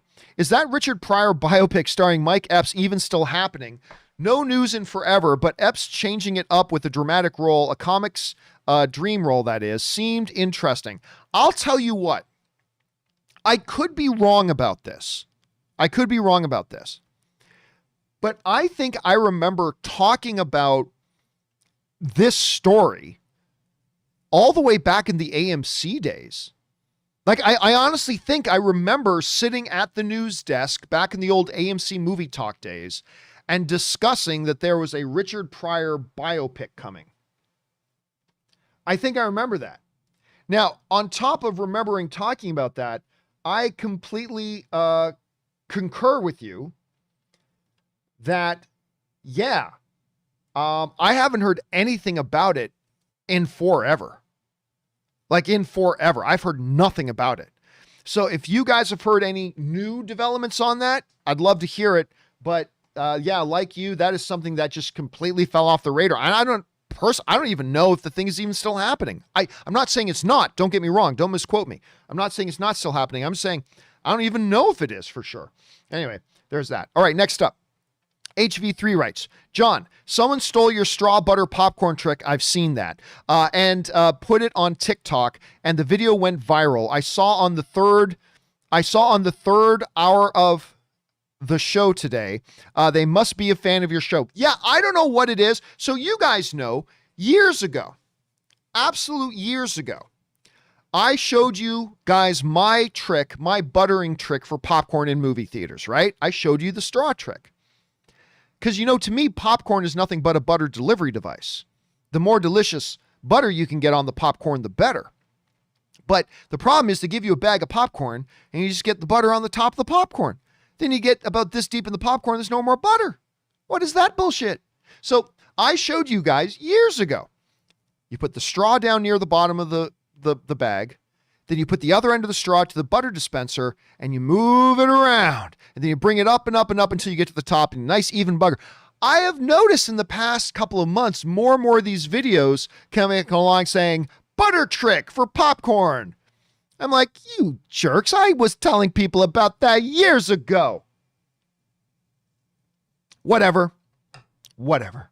I'm just happy the good word is getting out, how you and I can truly enjoy the deliciousness of butter more evenly on our movie popcorn. I'm just glad the news, I don't need to have credit. I don't need the credit for it. I'm just glad the word's getting out there because the people are yearning for butter. The masses, the people are crying out. Listen, can you hear the people singing the songs of angry men? It is the music of a nation who will not be slaves again. And the songs that they are singing is, we need more butter on our popcorn. Little Les Mis there for you on a Thursday afternoon. That's the song of the people. So we need more butter on our popcorn. And I'm just glad the good word is getting out there. Okay, next up. I do love Les Mis. Okay, next up is Jason, who writes, hey, John and Rob, can you use your powers of influence to conjure a new Foundation trailer? Oh my gosh, that's another one. It's supposed to come out this year on Apple, is it not? Anyway, new Foundation trailer into existence. Ever since the first trailer last year, I've been at the edge of my seat anticipating this series. What is your excitement level for the show? Pretty high. Now listen, it wasn't super high before, even though Jared Harris, the son of the late great Richard Harris, and by the way, Jared Harris is, man, even though his father is like legend, Jared Harris, I think, is every bit the actor that his dad was. Did you guys see him in Chernobyl? Oh my God. Jared Harris is turning into a hell of an actor. Like a hell of an actor. He's so good. Anyway. And then Lee Pace is in it as well. Jared Harris, Lee Pace, based on the old books. The trailers before looked good, but I didn't know if I could get excited for it because of it was going to be on Apple Plus. Who cares? But since that time, I've seen a few Apple Plus shows and I'm like, wow, they're putting out really good quality stuff. And that added to my excitement. Now, look, the last I heard of Foundation, it was supposed to come out sometime in 2021. So this year, on Apple Plus, but I don't know if the pandemic maybe they weren't done shooting it. Maybe they were still a long ways off. Maybe the pandemic threw their schedule off. I don't even know if it's still coming out. If any of you guys know if it still has an official release date or not, let me know. But I'm not saying I'm super, super excited for it, but yeah, I'm really looking forward to it. And no, I cannot conjure a new trailer into existence, but I am very, very much looking forward to it. All right. Suthius writes, on a recent episode of the show, Zillow titled, oh, you guys remember this, Zillow titled Zillow to the nth power, the character by the name Zillow was furious about watching his favorite shows through the CW app. All jokes aside, I don't think I've touched the CW app since the end of Arrow. Okay, so where this is coming from is on yesterday's show, somebody was asking about ads that really annoy you. And the thing that I brought up was there's not like an individual ad that bothers me, but it's that when you watch the CW app, and the CW app is great. Don't get me wrong. You know, you want to get caught up on your CW shows? That's where you go. You want to get caught up on Flash or Supernatural or Black Lightning or, whatever, go to the CW app. But the problem is, when they do their commercial breaks, because it's a free app, when they do the commercial breaks, so many times they will play like the same commercial back to back, and sometimes back to back to back. Like literally, I've been on that app before and it says a trailer, like commercial break, 3 commercials. Okay. And they play the Zillow commercial and then the Zillow commercial ends, but then the exact same Zillow commercial starts playing. It's like, I just watched this. Is this a glitch in the Matrix or something? And then it ends. And then for a thrice time, say I, a thrice time, they play the same damn commercial again. And then it'll play like 4 more times during the course of the episode. And that really does drive me crazy. So that's what they're referring to. Thanks for reminding me of that, Suthius. All right, next up. Thanos breaks TVA writes. In Endgame, Thanos, we've talked about this. This has come up a couple of times. I already know exactly where you're going. This has been brought up a few times. In Endgame, Thanos from 2014 travels into the future. After Tony snaps, he is dusted, meaning there is a timeline where Thanos, his army, Gamora, and Nebula are missing from breaking the sacred timeline, or missing from, thus breaking the sacred timeline. I'm guessing the TVA didn't want the extra paperwork. Okay, so there are 2 possible explanations to that, because this has been brought up a couple of times now. One explanation is, welcome to the world of movies or whatever trying to use time travel in their stories. There's always going to be loopholes, or logic holes, I should say. There are always going to be logic gaps and plot holes. Every time, without exception. There always will be. And that might just be one of the logic gaps or plot holes. Now, the other one you could say, even though it is beyond our understanding,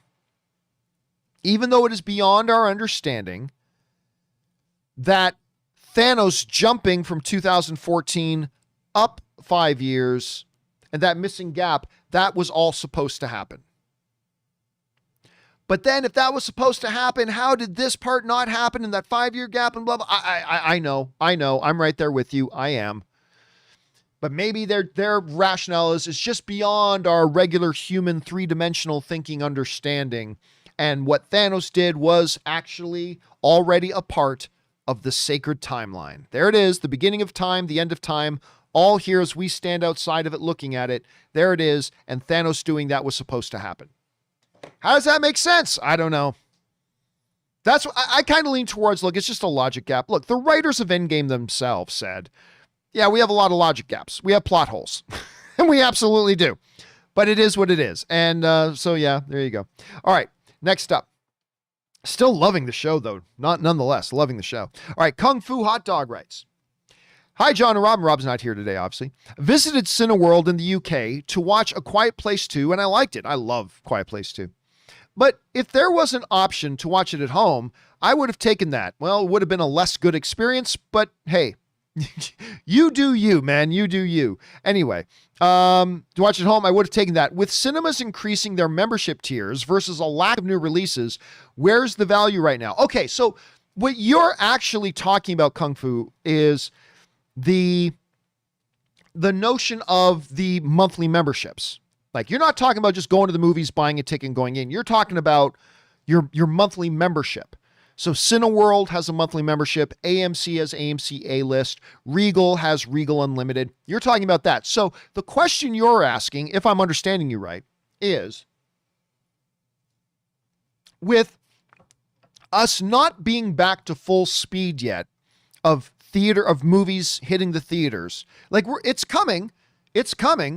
It's happening right now. It's already happening, but we're not obviously back up to full speed. Is it worth paying that monthly membership when you don't have the full movie slate yet already back up and running? That is a question only you can answer. Now, I know for myself, I pay $27. I can't remember the exact number. I pay like $20-something a month for my AMC A-List. Going to one movie almost makes me break even. Not quite. Going to two movies totally makes me more than break even, and it makes it financially better. And I am going to more than 2 movies a month right now. Like, not counting press stuff or whatever. Ann and I are going to more than 2 movies a month right now. And therefore, for us, it's worth it. But if you're somebody that is like, look, not all the full slate of movies are back yet. I'm only seeing 1 movie a month that really attracts me to come back to the theaters right now. For you, the monthly membership may not be, it may not be a value proposition for you right now. It might not be a good value proposition for you right now. Now, I don't know if Cineworld in the UK allows you to pause your membership or anything. You might want to look into that until the full slate of movies starts coming back through. For me, it is worth it. For you, it might not be, but only you can gauge that. I would check with Cineworld to see if you can put it on pause. See if you can. If you can't, then maybe you want to cancel the membership until another month or 2 down the line when you got a bigger selection of movies coming back to theaters. Maybe then it'll be better for you. But it's a good question, man. It's a really good question. All right, next up. Casey McNatt writes, 1 of 3. Hey, John, how are you today? I'm very good. Thank you, Casey. Appreciate that. Hope your day is going well. It is going well. I just want your thoughts on the way they make books/book series into movies. Sure, we have had successful franchises like Lord of the Rings, Harry Potter, and maybe The Hobbit. We've also had mediocre series like The Hunger Games. Well, that depends who you ask. A lot of people love The Hunger Games movies. Anyway, and even though not a lot of people liked it, Twilight. Well, no, you're wrong about that. A lot of people like Twilight. Not me. Not a lot of people maybe in our circles, but you're lying to yourself if you don't recognize and realize a lot of people love those Twilight movies. There's a reason they made as much money as they did, because a lot of people like them. Anyway, Not a lot of people liked it, but Twilight was a success for some people. However, going forward, do you feel that if a book series would work better? Let me try this again. However, going forward, do you feel that if book series would work better as TV shows? Because that seems to be becoming the norm now, with Shadow and Bone, Game of Thrones, and the upcoming series of Percy Jackson and the Wheel of Time, plus some others. Do you think it's better to have these book series or movies, or give them more of a chance to tell their, you mean over movies, to give them more of a chance to tell their story in a TV type series? No, I think movies are usually the better way to go. Like, look, you can either tell a good story or you can't. And if you're not good at telling a story, it doesn't matter if you give yourselves 15 episodes to do it. You're just not a good storyteller. Look, Ben Barnes is amazing in Shadow and Bone. And I like Shadow and Bone. Even Ben was fantastic in it, but it was also left wanting. And the fact that it was done over how many episodes was Shadow and Bone? 8, 10. It didn't help. I really feel like more thriller, less filler, more compact, better paced, 2 hour and 20-minute movie of Shadow and Bone, I think would have been better. I think it would have been better. Now, that being said, everybody wants formula, right? Everybody wants formula. Everybody wants,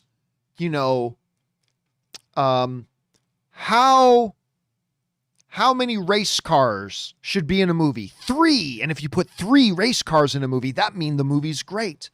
But the reality is there is no real formula that will make your movie great or will make your movie bad. And there's no one formula about what's the best way to do a book to the screen. Movies or TV? The answer is neither. It depends on the books. It depends on what story are you trying to convey. When I watched Shadow and Bone, that easily would have been much better as a movie. That would have worked and flowed much better as a movie instead of a series. Put Ben Barnes in there, you've got a winner. But then there are some like Game of Thrones. Game of Thrones, I don't know how you would have done Game of Thrones as a movie, even as a series of movies. Game of Thrones was clearly better tailored to a series. But there's no one answer. That's the thing. There's no one answer. Like Lord of the Rings, obviously, they're some of the greatest films of all time. But maybe that could have worked as a TV series too. Now, obviously, we've got the Amazon series coming. Yes, but that's different. It's not the 3 main stories. It's not Two Towers. It's not Return of the King. It's not Fellowship of the Ring. Sorry, I told that already. It's not Fellowship of the Ring, Two Towers, or Return of the King. They're different stories, but I mean, who knows? Maybe they could have worked as shows too. There's no single answer. Everybody wants formula. The best way to do it as a book is to make the movie. Well, in many cases, yes.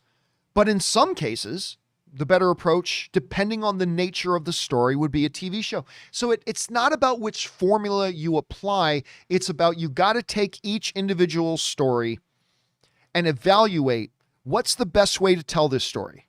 Drawn out and elongated over 8 to 10 episodes, that might be the best way to tell that story. Or better flow, tighter, more compact, 2.5 hour in a movie format. That, in many cases, like I believe Shadow and Bone, is the better way to go. So it all depends. There's no one answer. We'll just have to see where they go. But with streaming services now increasing in their profile, they're looking for content. And that means series. So I think you're going to see a lot more books get turned into series for streaming shows.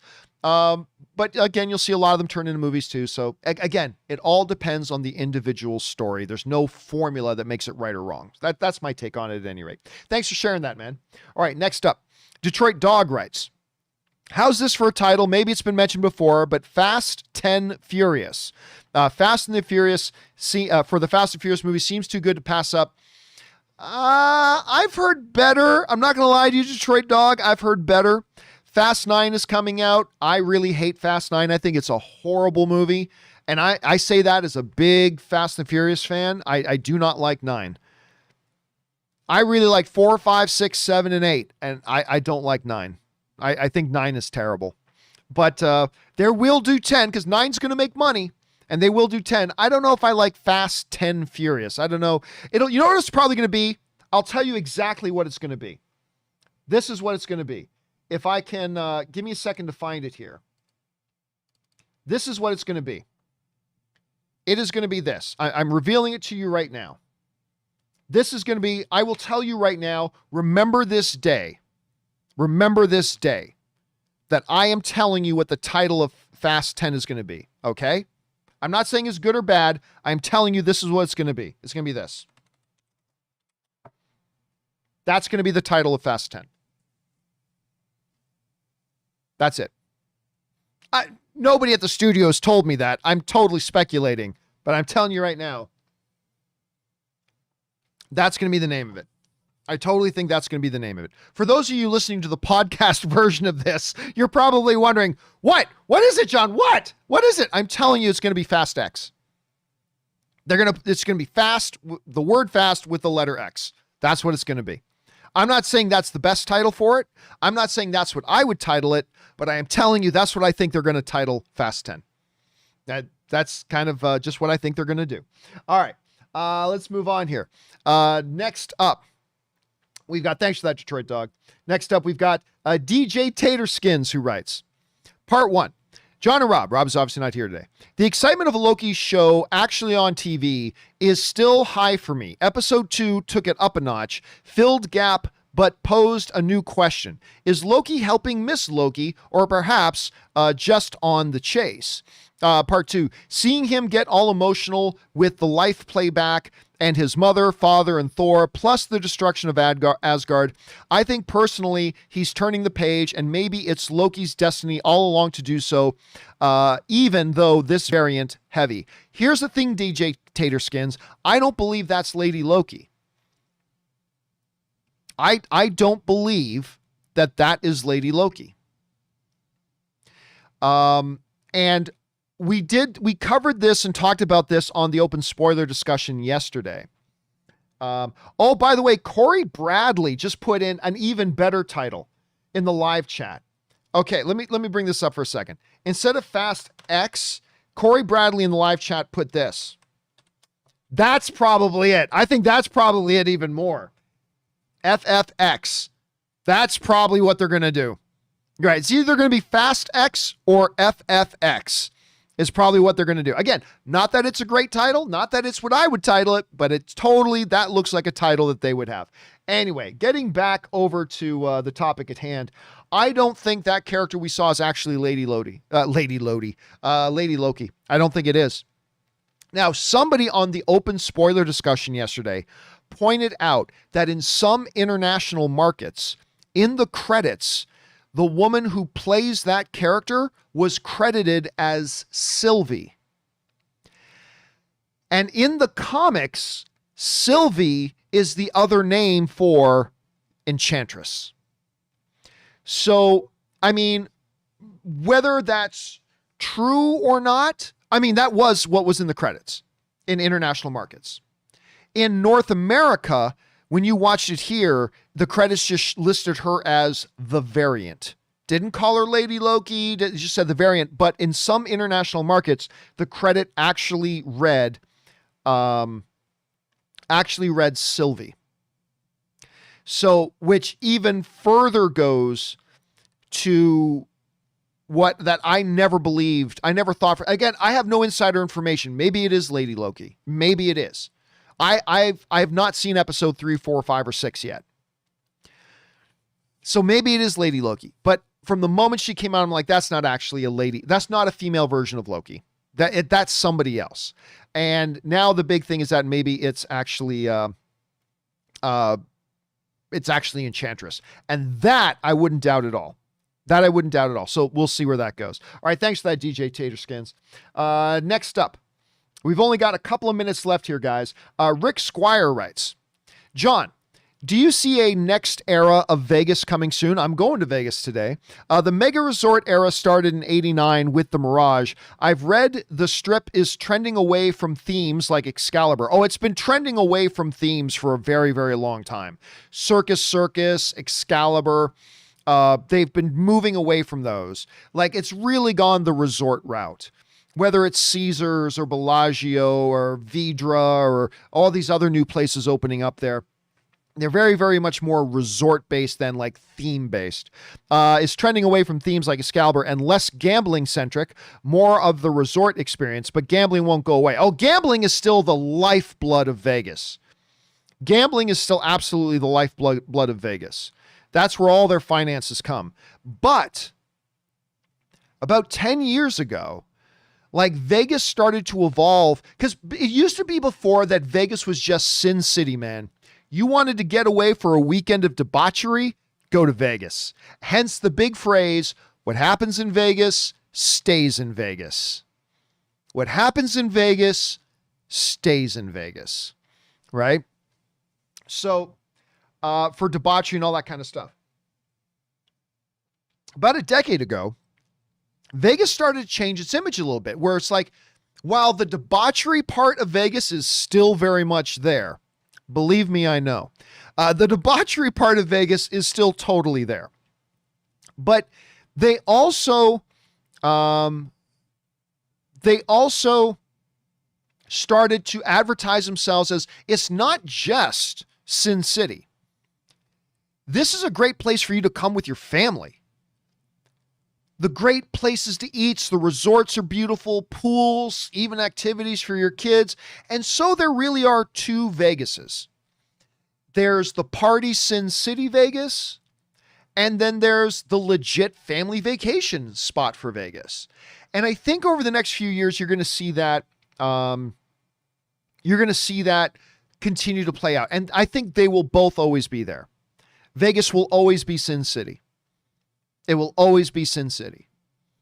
But it's also evolved to also be a place where you can bring a family and go have a great time when you're there. So yeah, I think that's really kind of the big, I think that's kind of the big trend in Vegas.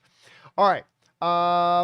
You know what? With that, we got to wrap it up for today, guys. We've gone quite a bit, but listen, there are still more questions to come, like from Ben Rayner, Brian, Rick Squire, Mischievous Gremlin, and more. We still have some more to get through, but we will pick up on that. Like I said, I will do a video from Vegas. I'll do one from Vegas. Probably not a 2-hour one, but I will do a video that we will put up tomorrow. It just won't be a regular John Campea show, because yes, tonight, me, Ann, and Kaori get on the road and we head to Las Vegas. I haven't been there in over a year. I am chomping at the bit, to quote Agent Mobius. I am chomping at the bit to get out to Vegas. I'm going to play a little poker when I get out there. I'm going to eat some great food. Maybe I'll hang out with Ann at the pool, whatever. We're going to go and have a good time. And I hope you guys have a fabulous weekend as well. Again, not a regular John Campea show tomorrow, but I will pop up a video where I cover some more of these questions. So check it out. It'll probably be from Vegas. You know what I might do? This may not sound like a lot of fun, but what I might do is I might actually be, while I'm driving, I'll have Ann, because it's like a 3-hour drive to Vegas from where we are now. I might have Ann actually read me questions and I'll answer the questions as I'm driving. Maybe that'll be too dangerous. I mean, I won't be reading. I'll just be driving. I'll focus on the road. I don't know. Or maybe I'll just do it from the resort when we get there. Either way, I'm going to go stay at Caesar's Palace. Is it the real Caesar's Palace? Yes, I'm going to go stay at Caesar's Palace. And we'll do a video that'll pop up tomorrow. Maybe it'll be a short one, maybe a long one. I don't know. But anyway, guys, I hope you've had a fabulous week. Thank you for being here with us here today. Thank you to everybody who sent in the comments and questions. Number one, because you gave us great fun things to talk about. But number two, you supported this channel as you did it. And all of us involved here at the John Campea Show, thank you guys very, very much for that support. Okay, guys, that'll do it for me for now. Thanks a lot for being here. My name is John Campea. And until next time, my friends, bye-bye.